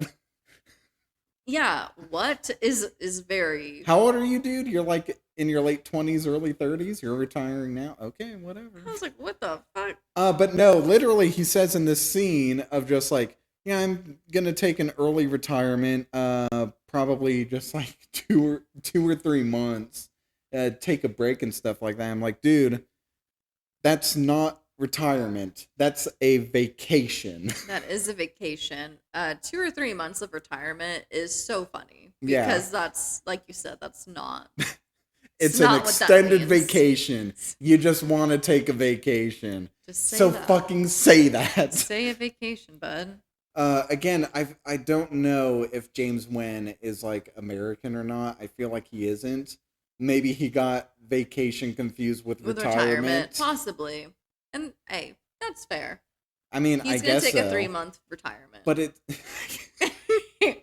I'm going to retire at the ripe old age of 30. I- And then I'm getting back into the hustle. I guess that makes sense because like how you would get the two confused if like you weren't and like from America or like new American slang, because whenever people are like, well, I'm gonna retire to the bedroom. Like I'm gonna like okay, that. I get that. I yeah. can see where it's like, well, he's gonna take an early retirement, like he thought like early rest or That makes something. sense, but at the same time, how come the actor who played Rod wasn't just like, James Nguyen, actually retirement means something completely different than what you're saying? I can't even say solar panels. I don't think he was. Okay, Whitney wasn't just like, James Nguyen. When he said, I've already been yelled at. James Nguyen, my co-star's an idiot. And by the way, retirement doesn't mean what you think it means. Like, please. But, after they meet the mom, they're ready to go clubbing. Mm-hmm. And by clubbing, I mean just at a bar. They're just at a bar. Okay, I fucking love this song. Hanging out with the family. Hanging out. Hanging out. Hanging out with the family. Having myself a party. Wait, hold on. I'm so caught. Hanging out. Hanging out. Hanging out with the family. Yeah. Having ourselves a party. That was good.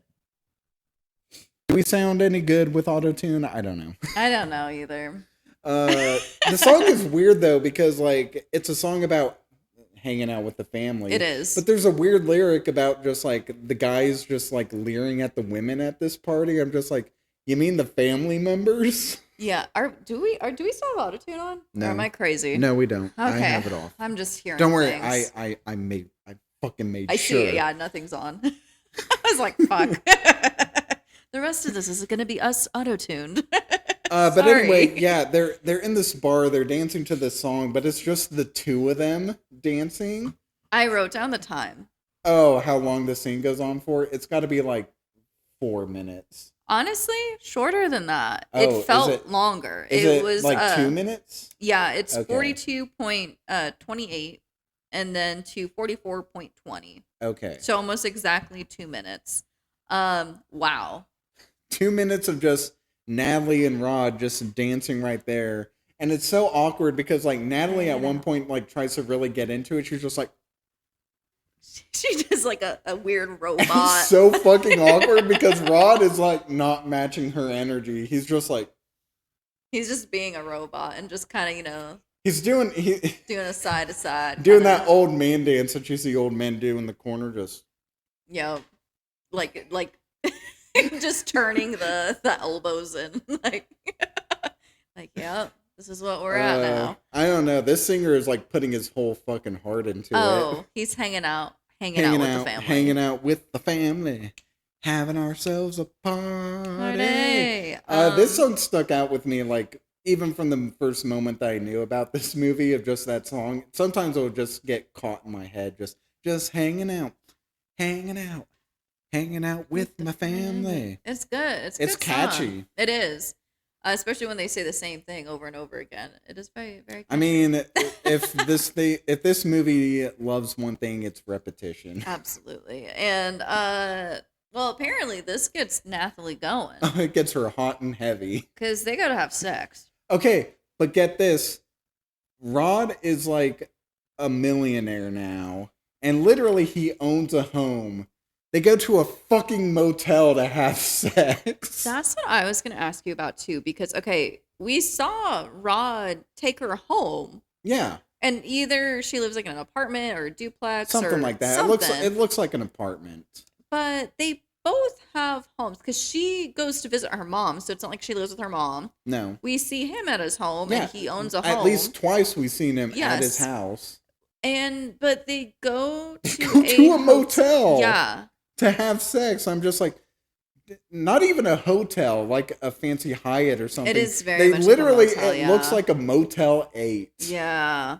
Like, Rod, you're bougie. Take her to, like, the Ritz or something. It's crazy because it's like this is somewhere you would take like your mistress. Like what's Yeah, happening? like an affair that you don't want anybody to know about. It's like you guys are full on dating. This is probably like the 4th time they've hung out at this point. And they're ready to fucking do the deed. Yeah, I don't know, but yeah, they and also have we can't have any nudity, so like Natalie's just in full bikini. Yeah, and Rod's just in a tank top and shorts. It's such an awkward. I feel for her. Yeah, she had during the she had to scene. lie on that bed with the actor who played Rod and make out in front of the camera for way too long, like 30 seconds. Well, I feel like she's like, I think I read that like they refilmed this scene like 8 times. Oh, fuck. And like the actress that played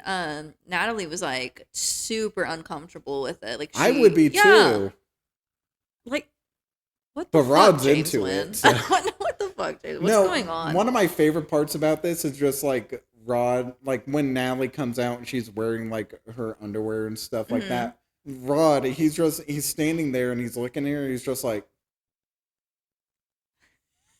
looks down. "You and look then up. divine." Yeah, he does. He says you look divine. Like he literally looks at her like he's a fucking robot. Just it's so fucking funny. You look divine. You look divine. This is how people talk. Don't pay attention to me, normal human with skin and emotions. For sure. Have a 50% discount. But good God. Yeah, no, like literally I'm watching them making out and I'm just like, I don't want to watch this. It's super uncomfortable. I feel like I'm leering into a room that I should not be looking Yeah, no, into. it very much seems like an awkward scene that I should not be watching. I don't want to throw any accusations at James Nguyen, but I kind of just feel like he's just behind the camera just like, yeah.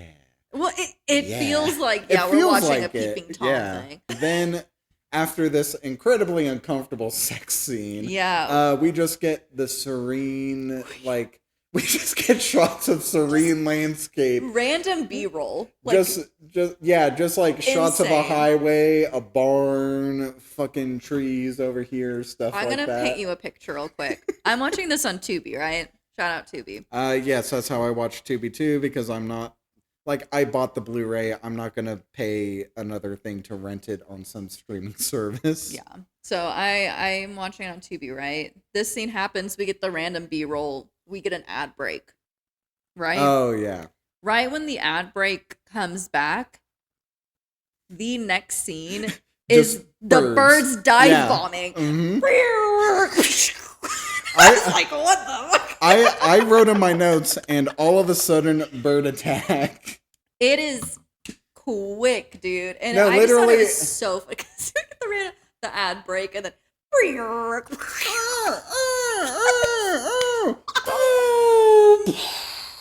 It was a sensory overload. It's a sensory overload even without the ad there. Yeah. Just you go from quiet and like I get what he's trying to do. He's trying to show the calm before the storm, before like the attack happens. Yeah. But it's so fucking abrupt. Like it gives you whiplash. Because it's like all quiet and everything, and then you cut to black, and then just all of a sudden you're just overstimulated You're with in a war bird zone. noises. Yeah. And what I love about these birds is they're fucking kamikazing, and Yeah. they literally explode. They do. Like There's a small explosion that happens. not when just the birds one, dive. many. Oh, Like yeah. we see constant bird just falling down and just explosion. Because birds are made of bombs. I guess so. They are. Man, we shouldn't have put C4 into that bird feed that we Damn gave our it. birds. Shit. That was not a good idea. That was a mistake, Harry. So yeah, the birds are outside of the hotel room. Yeah, just three of them just at the at the hotel window, just. Just over and over again. And This yes, is gonna make a great short. there's bird here, bird in the middle, bird on this side. And again, it's just a gif of a bird just flapping its the wings. and the loop of the bird noise. And, you know, they're freaking out. What do? They try to barricade They themselves literally in. put their bed up against the window and they're just like, that'll hold him. And it's like the bed goes about yay high and there's still this much window. It's like they can still get in. Have you Like, not seen the birds. Have you not seen The Mist? Like, come on. Come What are we on. doing? I guess The Mist came out a year later, so. Well, oh, that's why. Yeah. But they run into a random person's hotel room. Okay, it's from this moment on where it's just like the three things that happen in the movie is just like driving, shooting at birds, meeting random people. But yeah, I guess the reason why this is taking place at like a Motel 8 is just like we have to have them just meet these random people. I feel like you could have done that with You neighbors. could have done that with like, yeah, exactly. Like literally anything else. Even just people like running down the street. No shit. Person driving by, like. People out of gas, like anything other than this. But No, his logic is like, we're going to have this millionaire just sleep with this woman at a motel, despite the fact he owns a home, just so that way we can explain how he meets these people that he's going to spend like maybe 30 minutes of the movie with. Yes, because they run into random people's hotel room, Ramsey and Becky. Oh, you wrote down their names? I did. I didn't because I didn't really care about these people. They're ultimately not important. No. But yeah, they run into them. They're like, we got to get out of here. Rod has lost his car keys, so we can't take their car. Yeah, they try to call the cops or stuff like that, and Rod's just like, my battery's dead. Battery's dead. He lost his keys. Going back to your point that you brought up in The Strangers of just like, are these people just not fucking charging their phones? Yes. Come on. Charge your damn phone. Literally, my phone is on a charger right now. I have not. My phone is it's at 69. Oh, nice. Rod's friend would love that number. Me and Rick, baby. Fun for two. That's funny. Yeah, no. Keep your phones charged. Come on, yeah, guys. no joke, guys. Come on. Like, be for real right now. Be fucking for real, guys. So Keep your fucking phones for real. charged. But yeah, so Rod's just really dropped the ball. But Ramsey and Becky, they're like, we got a van. We got a van out here. I know, Rod, I know it's not a hybrid, but we got a van. So they then are like, we need to protect ourselves. They grab they grab hangers, everyone, right? They grab these hangers. They're all armed. They're fucking ready. They bust out. The ultimate example of we'll fix it in post. Because they're just standing around this van and they're just like, here they come. And you see these awful CGI birds come down and they're fucking just flailing these hangers everywhere. Obviously, they have no rhyme or reason where these birds are. James Nguyen just said, just whack the air. Just fucking, we'll put the birds in later. Just whack at stuff. It's fine. There is no way that any stuffed bird on just a string would have looked worse than this. That would have looked so much better because then you would have like been able to like have them swoop down. You could have had, hit them off screen and stuff like that. But no, instead we just have our actors. Sorry guys, I'm crying right now. This scene is so fucking funny. They're just whacking at the air, and then we get like shots from like kind of further apart where and the birds are just they're just there, just doing this, just flapping their wings. It's so funny. This is the best scene. And just all three of them are they're wildly just swinging these hangers, no rhyme or reason or direction. They get in the van, and you're like, how could this get any better? Oh, then they bring out the toy guns.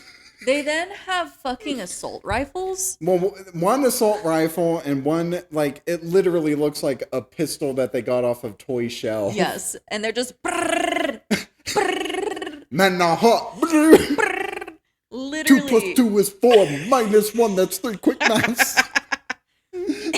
Start shooting. And... it's so funny because later I realized... God, sorry, I'm hot. This movie's getting me. Later I realized Ramsey is in camo pants. Oh, he's in... Well, he mentions his brother is in the army. He's in the army. Is he in the army? And this was our hint that he was in the army and why he has guns is because of his camo pants. I didn't even fucking pick up on that. Like, later on, he'll say that his brother is in Iraq. Again, social commentary for the time. I mean, the Iraq war has been over for, like, over a decade now. No, I At one point, I don't know where it was. I said, "Wait." I said, "Was his camo pants supposed to be a hint?" That's fucking wild. I didn't even pick up on that. Yes. Oh my god. But yeah, that's why he has guns in his. When I first watched this, though, I didn't catch that, and I was like, "What? Like, why do they have guns now?" We also didn't mention, but like before they got the coat my hangers, we get another weird audio cut where it's just like he grabs the hangers and is like, "Here, we'll use these hangers to," and then it cuts out. Oh, I didn't even. That's and I wrote in my notes just like, use those for what? For what? Use them for. That's all you need to know. Yeah, like literally the audio cuts out. It's really fucking funny. But yeah, they're driving down the highway and shooting out the window. They're making their way downtown, walking fast, faces passing them homebound.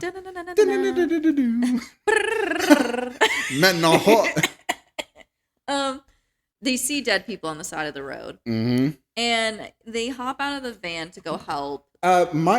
In the meantime, in the background, traffic is just flowing like normal. Yes, because again, they're just shooting this on the side of a road. Dude, I would have loved to have been a person in that car, like in one of those cars, just looking at these guys just with like toy guns, just randomly in the air, shooting at fucking nothing. Fun fact. On YouTube, there is the guy who plays Rod watches this alongside someone else. I think it's the thing that we were talking, the people that we were talking about earlier, the YouTube video. Oh, yeah. And during this scene, he talks about how the cops were called. Of course they would. Yes. Because you have no idea what the hell's going on. They shot that scene for 8 hours, apparently. And he said as they're filming, 3 cop cars show up with guns drawn. And they tell them, put down your weapons, like, get on the ground. And they were all like, we're shooting something. They then, obviously, the cops go and yell at James Nguyen. Because you need permits for this. You need to tell something. Like, you're just out here with toy guns, like, causing a ruckus. Oh, God, and Paramount wanted this movie. Yeah. And he didn't really say much after that, but yeah, cops were called. God, that's so fucking wild. I mean, that makes sense because, like, every time we cut back to, like, the shot of traffic and stuff, it's just, like, different cars all the time. Yeah, because... Sometimes there's no cars, sometimes there's just a bunch of cars. Yeah, and just imagine you see on the side of the road people with, like, assault rifles and shooting pistols. in the air at nothing. There's a little girl underneath the car. Yes, they find a little girl and a little boy underneath. Oh yeah, these the boy's cars. in the car. The little girl's underneath the car. Don't know how she got in there with him still being in there. She's just like... Yeah, she's just like, I don't want to come out. The birds will bite me. They killed my family. They killed them. My favorite, because I know this from riff tracks, is my favorite joke that they do during this scene when she says, I don't want to come out. The birds will bite me. One of them says, aw, birds don't have teeth, you stupid idiot. Oh. You fool. You fool. So yeah, the girls under the bus. There's a boy in the trunk. He's in the trunk. Oh, he's in the trunk? Yes. I just thought he was in the back. No, he is he's in the trunk. Why? Boy in truck. Why is he in the trunk? Yeah, and I said, wow, these kids are shit actors. Yeah, they kind of are. Especially when they get in the car and they're just like, thank you for saving us. Thank you for saving us. Thanks. It's like, okay. I love the little like boy when like he's showing his bandages. He's like, thank you. Thank you. Thank you. Okay, I mean, they can't even get good performances out of these adult actors. These kids stood no chance. We've added these kids actors to our list of kid actors. I would put them. Fuck, I might put them below like Diane or Dinah. Dinah, yeah. Mm-hmm. You know what? Dinah was annoying though. But at least she had some acting ability. She did a little have bit. acting abilities. It wasn't good. But at least it's better than these kids Since this is non-acting. an acting scale we're going off of, these kids are below her. If it's an annoying scale, these kids are above her. She's far more annoying than these children. Yeah. Mm-hmm. Not as annoying as a kid from Babadook. I would still put that I don't kid know. up there. I haven't seen Babadook in a while. I need to watch them like back to back. In terms of acting, that kid's great. It's just annoying factor. Just like that kid like screams through the first like 40 minutes of that movie. I feel for that mom, dude. Me too. I'm not even a mom, and I'm just like, I need a cigarette. Or a cigarette and a fucking shot and of whiskey. A Xanax. Yeah. A shot of whiskey, a Xanax, and a cigarette she needs. And a fucking lobotomy. Yeah. A frontal lobe lobotomy. Can we get that on a shirt? Just all of that. I need a cigarette. I need a Xanax. I need some alcohol. And I need a lobotomy. Because this kid from Babadook got me fucked up. You said that on the back. This kid from the Babadook got me fucked up. Oh, man. But yeah, anyways. Oh, and this is when I say, wait, is Ramsey's pants supposed to like catch us on that he's in the military? Yeah. See, I didn't pick up on any of that. But then we're at a gas station. Mm-hmm. And there's ranch in the cooler. I don't actually even know if it's in the cooler. There's just like a ranch. Oh yeah, there's just a random ranch bottle. Yeah. Somehow Rod manages to find like a pack of water bottles. Mm-hmm. Like if this was really ransacked, there would be none. Absolutely not. Yeah, they're kind of late to the game. One of my favorite thing is what was the other guy's name? The ones that they met. Ramsey. He's like, I'm gonna stand guard. And, like, he's standing there for a while, and then, like, later on, you just see him wandering around the store, and he finds a dude with, like, his eyes gouged out. Again, terrible makeup. Yeah. And then, like, we cut away for, like, a brief second, and when we cut back, he's just at the door again. Well, like, nothing happened. He's keeping guard. I know, but it's just like he was wandering around the store, and then all of a sudden, he's back at the door. What's going on here? But yeah, now there's another attack. They run back to the car. Mm-hmm. They have a picnic. Yeah, they just have a fucking picnic. What I love about this is you can clearly hear in the audio just people going about their normal day in the background of just like people having conversations, and they're supposed to be the only ones here.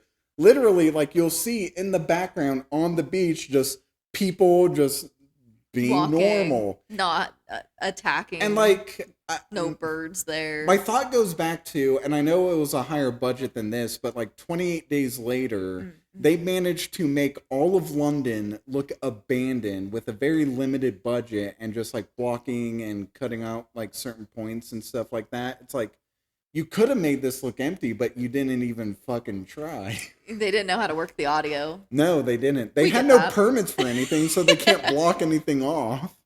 And then now there's an old guy on a Look, bridge. there's a guy on a bridge. And it's like, yep, there is a guy on the bridge. You see him. He's got a mask on. Yeah, I don't understand this character. No, because literally he's just standing there looking at these birds, and then he's just like, stay back, these birds are contagious. They have bird flu, obviously. I've done blood tests, despite the fact I have no medical equipment with me right now. Yeah, I'm just a guy on a fucking bridge, but I can just look at him and know that they have bird flu. This bird's dead, in my very much like scientific opinion. I can just imagine him next to the bird, just and fingers on their neck, checking for a pulse. It's like, yep, this bird is dead. It's dead. And then he gives a speech about global warming.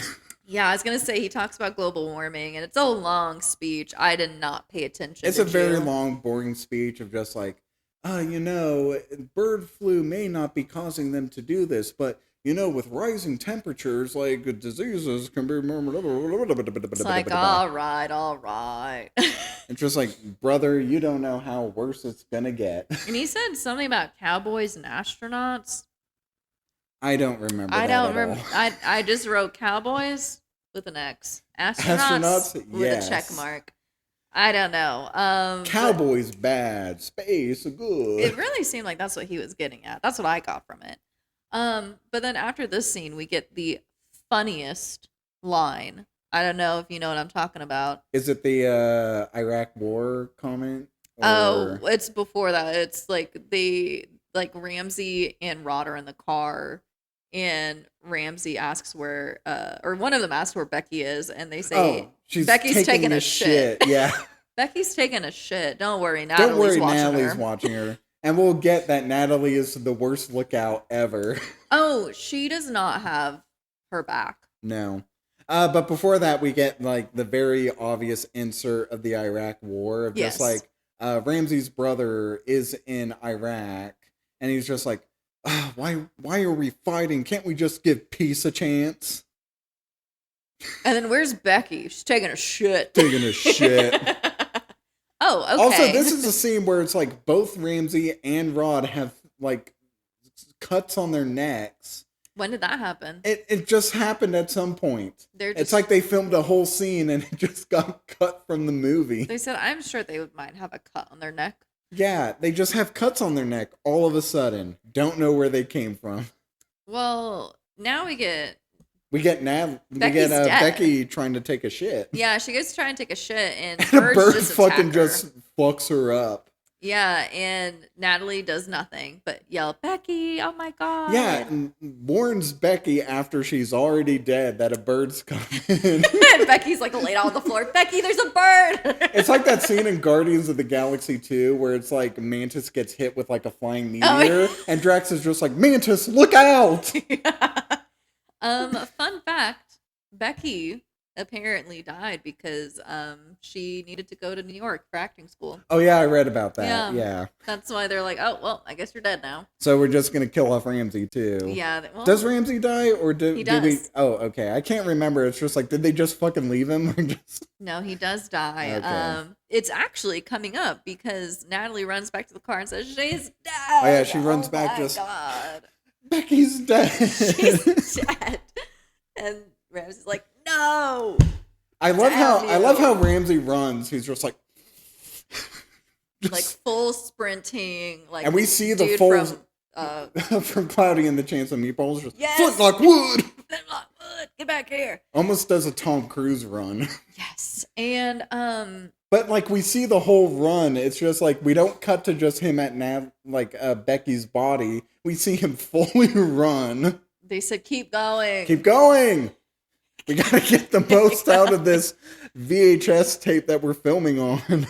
But yeah, they kind of just like leave. Yeah, they kind of just leave. I wrote in my notes, why do I care about Becky? Yeah, she dies in this whole thing. Like, obviously Ramsey is like super upset about it. It's just like, I don't fucking care. It's like, I don't really mind. This doesn't really mean anything. No, but then they go on to save a bus full of people. Okay, yeah, again, we're driving and we just meet random people. Yes, and it's so funny because the people just don't want to exit. They don't want to get off the bus after like spending a few minutes of just like, help us, help us. Let us out. And then he goes in to help them and they're like, no, don't let me go out there. They're going to get me. It's like, well, I'm getting some mixed signals. Okay, here. there's one moment because it's Ramsey who goes into the bus to get all these people. It's like, it wasn't a bit of acting like the old lady on the bottom bunk. Like, he goes to pick her up, and you can tell she gets a little faint at first. She's just like, oh. And, like, I don't think that was acting. I think he pulled her up too fast, and she almost, like, stumbles over. I'm anemic, damn it. Yeah. Calm down. But right when they exit. Yeah, I wrote in my notes, I forgot the birds shit acid. I also forgot that, because they did do that. And oh, this is hilarious. Just like, they just spray him with fucking acid. And I love these deaths. Like, it's the worst, like, just death acting. They just like, and they just like, lie down and die. Like, in school plays and they tell you to act dead and you're just like, oh. Yeah, you just go, Yeah. It's that level. But they're all dead, including Ramsey. Mm-hmm. And so now the kids are still with them, by the way. You might have forgotten the kids are still there. Yeah, the kids are still there. And, you know, Rod and Nathalie, they're like, we need gas. We need gas. We need food. We need things. Yeah. And then they're like, get to the gas station. Crazy that it's still open. Yeah, this fucking dude. He's going down by on the this gas way, station. I believe that this was just like a real gas station clerk. Oh, absolutely. They just told him, just like, they gave him a piece of paper and just said, hey, say these lines. Yeah, I gave him like maybe like a 50 and was like, hey, can you say these lines? Hey, can you say these things? Because like, he has no acting skill. He's just talking with a very monotone voice, just like, I'm sorry, I can't help you. He's like, I'm so sorry, I cannot help you. Gas is $100. I mean, this is it with them because, yeah, they get the $100 of gas. Mm-hmm. They get 2 tanks. Two Because tanks. they fill one up and then they have an extra. Which, by the way, like, that van, with how old it is, it probably doesn't have good gas mileage. Like, that 2 gallons of gas is not going to take you very far. I don't think so. Birds attack again. Actually, before that, very interesting because they're in this convenience store and, like, Natalie tells them, hey, you guys can go pick out candy. They get to the candy section and all the candy's fucking blurred because they can't have, like, company logos and stuff like that. That's funny.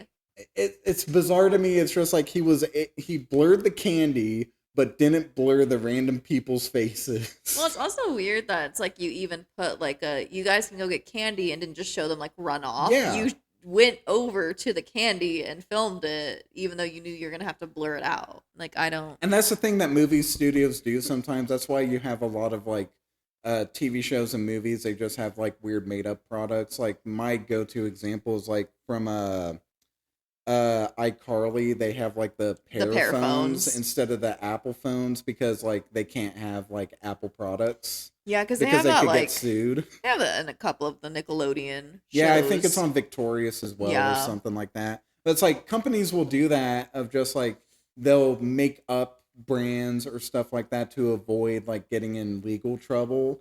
So that's what James Nguyen was doing here is just like fucking blur it. Blur it out, baby.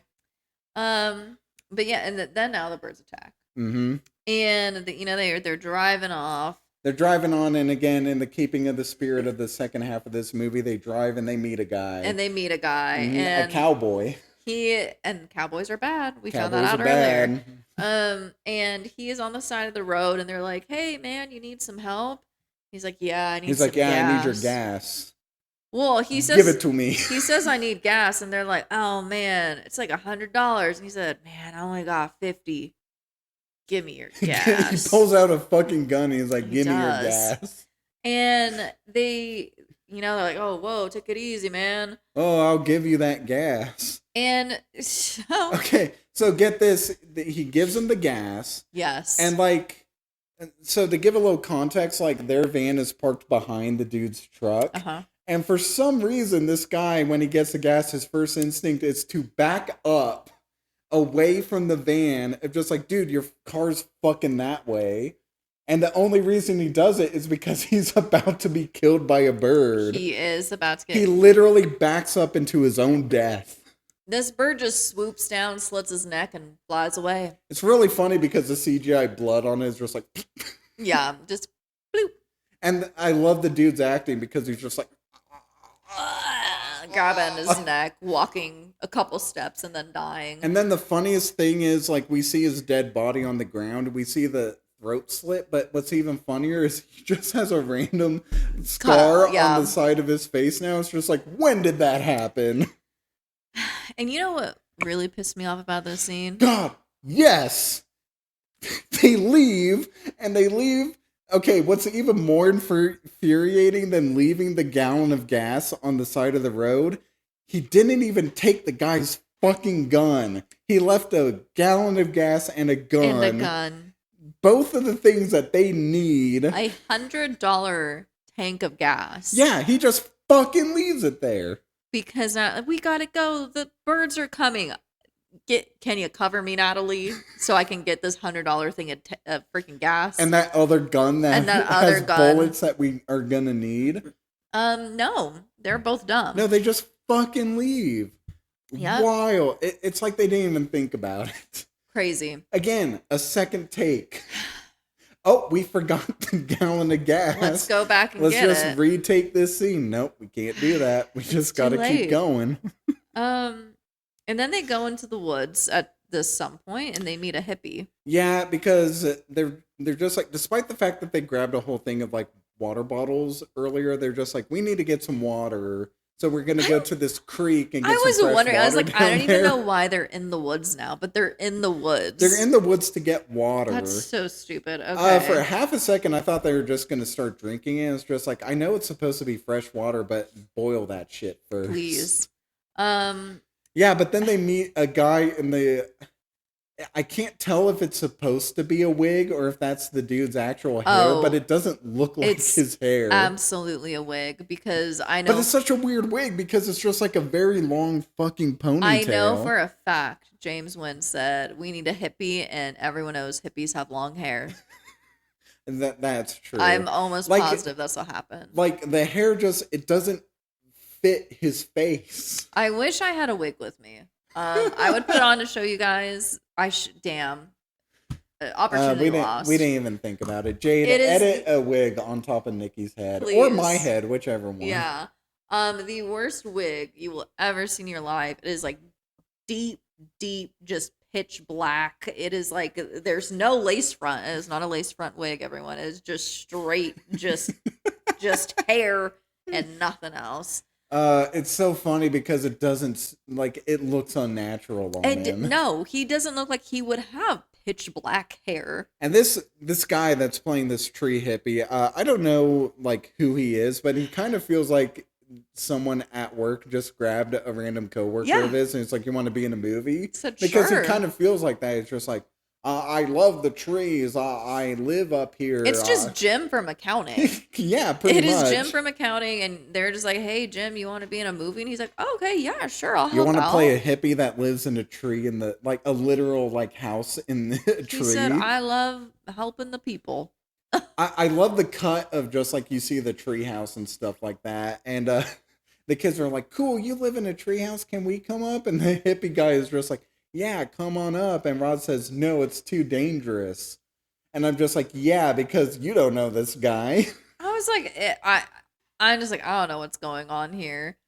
The hippie then talks about global warming again. Yeah, pretty much. Well, he talks about, like, nature and just, like, how beautiful it is. And he's one with the trees. And I love it. He's a tree hugger. He talks about sparse beetles or some shit like that. Oh, yeah. I don't know. And he goes on a whole tirade of just, nature is great. Because I think they were, like, asking isn't he, like, scared of being out here because of the birds? And he's like, the birds won't hurt me. I love them.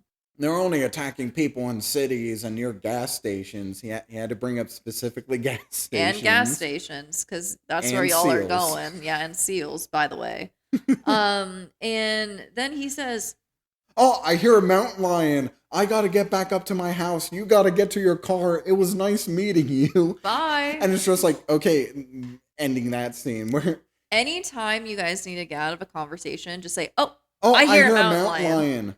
Gotta go. I love the shitty, like, mountain lion roars you hear just dubbed in. Uh-oh.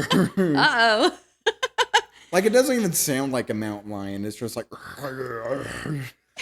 As they leave, the forest just fucking burning. Catches fire. It is on fire. City on fire. I literally put in my notes, what caused this forest fire?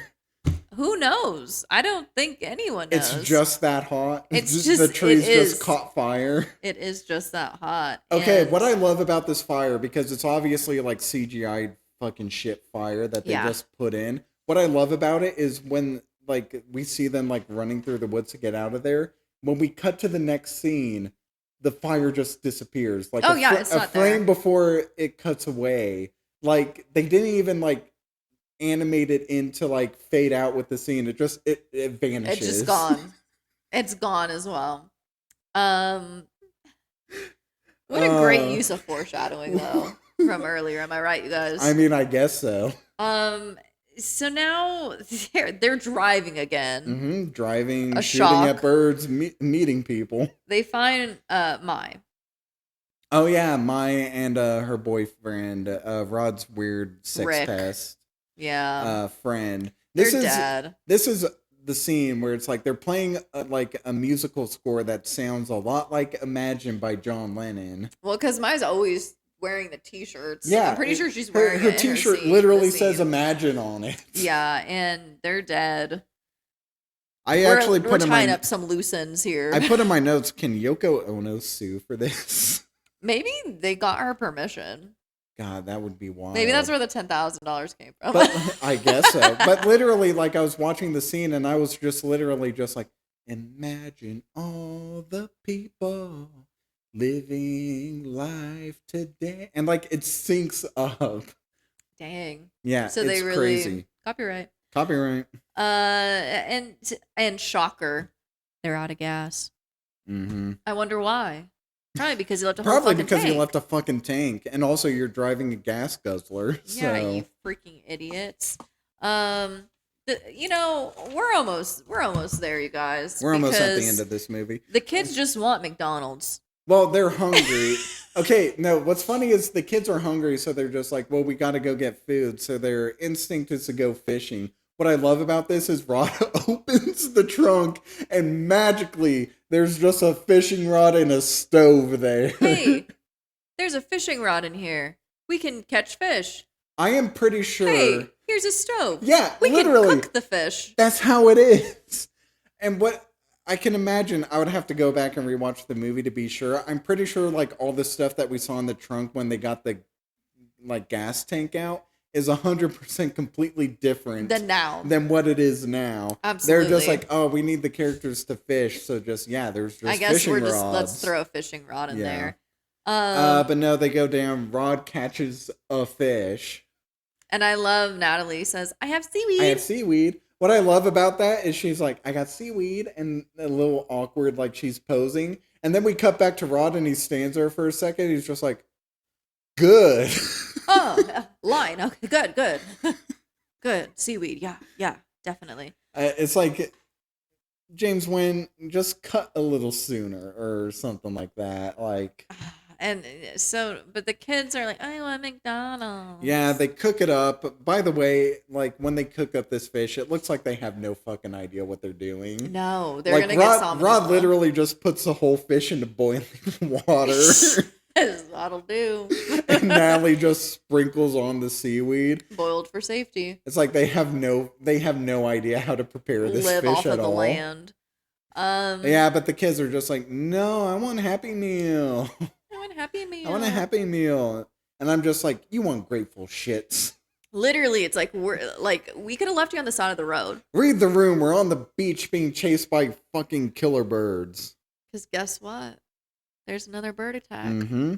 They get into the car and they realize that they're out of bullets. And I wrote in my notes, they should have just killed themselves like in the mist. They should. Honestly, that would have been a good ending. Just can you imagine? It's like these birds are still attacking. We only got 3 bullets. It's like, well, we gotta go. Bang, bang, bang. Just Rod screaming as the government comes in to fix it. No! Sorry, guys. Spoiler alert for The Mist. Oh, sorry. If you haven't seen it. Sorry, this kids. almost 20-year-old movie.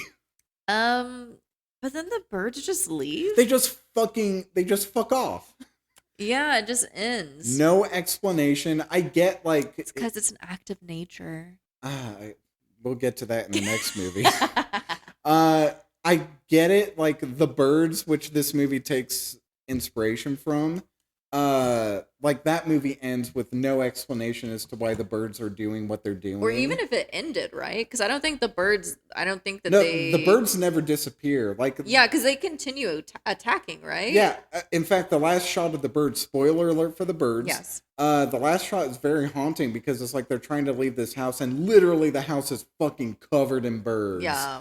And just like you're on like pins and needles trying to walk through all these birds because it's just like at any moment they can fucking attack you. Birds are crazy. Yeah, They'll and I peck get- out your eyeballs. I get the movie ends on just like, oh, we don't really know what's going on and stuff like this. But for this one, it's just like the birds are just, they're fucking bored. They're just done. They're just like, we're just gonna all right. leave. We want McDonald's too, actually. We're going to go hit one up. And what I love about it, the literal last line of this movie, I can't remember what it is, but like Nathalie says it. I think she says just like, why did they just stop?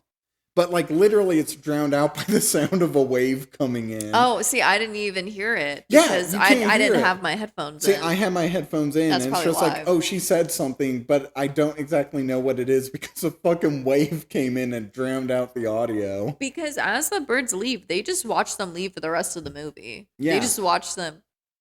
I wrote it, last shot of the movie is unbroken for 3 minutes while the credits scroll past them on the side.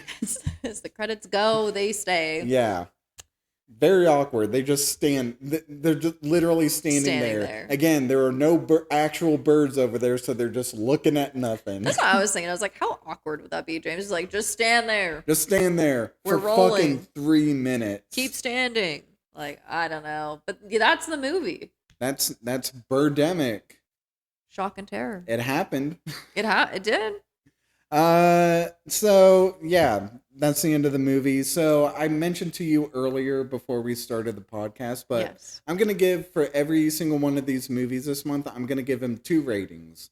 The first rating is going to be my enjoyment of the film, like where I feel like it kind of scales on the it's so bad it's good. And then I'm going to give the actual rating of just like what I feel the movie's quality is. Yeah. So my rating for how good of a bad movie it is, I'm giving it 3 out of 5. Nice. This movie's just baffling. Like it's crazy. All the decisions audio that were issues, made. yeah. Like it just feels, I don't know, it feels like a home movie gone wrong. Like I feel like this is something you would expect like a high school student to make in film class, but instead it's being made by an adult man who has it's a paradox. He like has no knowledge of filmmaking, yet he has a passion to make movies. And the same movie. Yeah. Yeah. Mm-hmm. Because you said it was a 3, you said? Yeah, like there's 3 of these Birdemic. No. Oh. Your rating. Oh, yeah. A 3. A 3. Okay. Yeah. But the actual quality is a 1 out of 5. This is a dog shit movie. Oh, yeah, absolutely. Like just about every single aspect of this movie is wrong.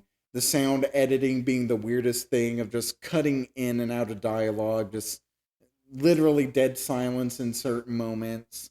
None of these actors are any good. No. The mom. The mom's good. She's pretty good. She at least sells me on her sincerity. Absolutely. God like I said, damn. absolutely a lot. I have an absolutely counter over here. What a crazy movie. Like, it makes me laugh every single time. It's a good time. It's a good, like, very solid, so bad it's good movie. I feel like rating it out of, like, enjoyment of watching it, there are some scenes that were hilarious in this, but there are also some scenes that dragged a little bit too much for me, so I'd probably rate it like a 2. I get that. I mean, the bird noises would drive you insane. Man. For me, it was just those phone calls. For me, it was just those phone calls of just like, line, cut, line, cut, line. Stop it! Please. Film this normally, please. But, I mean, I would rate this a 1/2 star. Like, Okay, with how, like, a movie-wise, god dang, this is bad. It's bad. Again, it's very amateurish. Yeah. They tried. For as much as that's worth. But anyways. Anyway, who fucking cares what we have to think of this?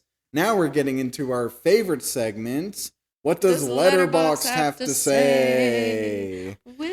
I didn't go too crazy for this movie. I think I have 7 of these, so. I have a couple. Okay. And some of them I got from Reddit. Oh, you know how I like doing that interesting. sometimes. These ones I thought were funny. This one says, this is from Reddit. I watched it with a group of friends. My friend who uses a wheelchair jumped out of his seat and army crawled on his stomach out of the room. That's really good. This one is more of a visual one where it's in all caps. In all caps, it says, Hi! and then at the bottom says that waitress. That's so good. I love everything about that. And then this one unlocked a memory for me. I don't know if you've ever seen The Soup with Joel McHale. That sounds familiar. I think I've seen a few My episodes when I mom was a loved kid. it. Don't know why, but she loved that. But he made so many references to this movie Did before he? it got big. Okay. Yeah. And then after I saw that, I was like, holy shit, he did. Okay. He did a lot. So fun fact for I don't know anyone who has probably seen The Soup with Joe McHale, but I mean, if you have, there you go. I did. That used to be on like the E channel, Yeah. E Entertainment. Yeah. Okay, and then now we are on to the Letterboxd reviews. Nice. This one is from our boy, our editor himself. Oh, okay. 5 stars, exhilarating with an eagle emoji. Oh, nice. And then we got 5 stars from the guy that I watch his podcast for, Horror Soup. Shout out. 5 stars. I've never had a more pleasant viewing experience. The raw emotion displayed by the characters is matched by none. The only film that even nears this level of greatness would be, ? I don't know. Star Wars Episode 5, The Empire Strikes Back. Sit your ass down, Godfather. Sit down. Get out of here, Citizen Kane. You're nothing compared to Birdemic Shock and Terror. This one is 5 stars. $1 billion. God Applause damn it, I have that forever. one. Yeah, that was my first one. $1 billion. I love it. At one point, that guy's just like, you, Yeah, he's just pointing you. finger guns at people. And then this one is a ½ star. To every other movie I've given a ½ star, I am so sorry.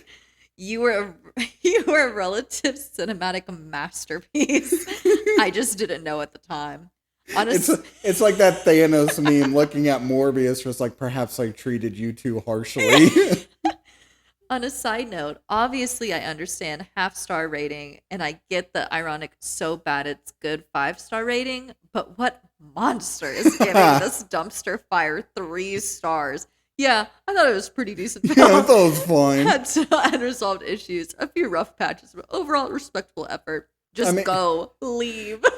I mean, the whole movie kind of looks like a segment out of the VHS movies, but yeah. It does. This one is 4 stars. My cat really liked this movie. She wanted to eat the CGI birds. Let us know if your cat wanted to do that. I don't think a cat would be fooled by these birds. I don't think so. And this one, we brought this one up before. I think we brought this person's how do you call it, the Bechtel test? The Bechtel test. Bechtel yeah. test. Thank oh, you. because And this 12 movie Angry Men. probably fails the Bechtel test. Against all odds, Oh, Birdemic Shock and Terror passes the Bechtel test. is there a scene where 2 girls are? 2 named female characters, Nathalie and Becky, checkmark. They talk with each other. Is this when they're taking a shit? Checkmark. And also whenever Natalie and her friend Maya are on the phone, they talk to each other. Oh, they don't talk about a guy? And well, it's Becky and Natalie that talk. It is during the taking a shit. Oh, okay. When they talk about something that isn't a man. They talk about restrooms. God, that is a very thin, that is a very narrow passing. Against all odds. Somehow, Birdemic Shock and Terror passed the Bechtel test. Yep. God damn. Okay. Well, you took one of mine. Yeah, so sorry. I had to do the applause. That's fine. $1 billion. You. Okay, ½ a star. It's called Birdemic Shock and Terror because this movie will shock and terrorize you for the rest of your life. I mean, come on. I mean, it's done some kind of trauma for me. Those bird noises will haunt me forever. Oh my god, you do it so well. It's almost like I've seen this I know. movie It's like quite often. War flashbacks. 2.5 stars. Chilling psychological thriller about an alien attempting to integrate into human society, and That was also it. there are birds. That was the one. Absolutely. ½ a star. The only movie where you'll hear, "Where's Becky? Oh, she's taking a shit," immediately followed by a conversation on war that ends with, "Why can't we just give peace a chance?" Yep. Tonal whiplash. Half a star, maybe the real Birdemic words of friends we made along the way. Heart emojis or global warming surprise emoji. 1 star, the film isn't bad, it's catastrophic. That is very true. And then the last one that I have here that's really funny, half a star, this is what happens when your mom says you can do anything. Oh, shit. Don't always trust your mom. Except for my mom. Hi, Mom. We Hey, trust Mom. you. Hi, Mom. We trust you. Anyway, that was Birdemic. Thank you was guys for it. listening. What did you think? What'd you think? What'd you think of Birdemic? Did you Let like us- it? Did you hate it? Did you love it? Do you Did love love it? us? Are you going to give us What a- are we? Wait. You're not going to invite me in? Nah, I'm not that kind of girl. Not on the first date. Damn it. That's all I'm here for. Oh, man. Are you guys going to give us a 50% discount? Please. Let us know. Comment down below what you think. If you're watching on YouTube, hit like and subscribe and hit the notification bell to let us or to Have us let you know. have us let you know when we upload Exactly. terms and words and stuff. They're a thing. And if you're listening on Spotify, go ahead, give us a follow. Comment down below what you thought of Birdemic. Did you love it? Did you hate it? Did you love it? Did you hate it so much you loved it? Did you love it so much you hate it? You just fucking You just hate God, it this so much movie now. is so fucking great. I just Fucking hate it. And then, let us know how much you love our rebranding. yeah. Let us know if you guys like the title. I love it. Movies at midnight. Yeah, movies at midnight. Makes it sound like we're up to something. Ooh. Sinister. It's just us up late talking. Just yeah, I mean it's 9:46 and we got a whole other movie to talk about Yeah, too. we do. But yeah, follow us on our socials. I think we might have already said that. Rate us, like us, comment, Do all the good things. please. And then And then next week yes, we are doing The Happening. Happening. M. Night Shyamalan. Or Fuck that Shyamalan? Shyamalan. Shyamalan. He is a sham. Let's talk about He it. pisses me off. I'll never forgive you for what you did to Avatar: The Last Airbender. I have a weird kind of love-hate relationship with M. Night Shyamalan. We'll talk about We'll it when do we it. talk about it Yeah. next week. But look forward to that. Yeah, Because we're it's gonna about be to fun. record that right now. So Yeah. you'll see us in the same things. For us, it's going to be like in 5 minutes. For you guys, it's going to be a whole nother week. Yes. So, in the meantime, guys, stay crispy. Stay crispy. Stay Just crispy as like fried that chicken. forest. That forest that Yeah, burned true. with the birds.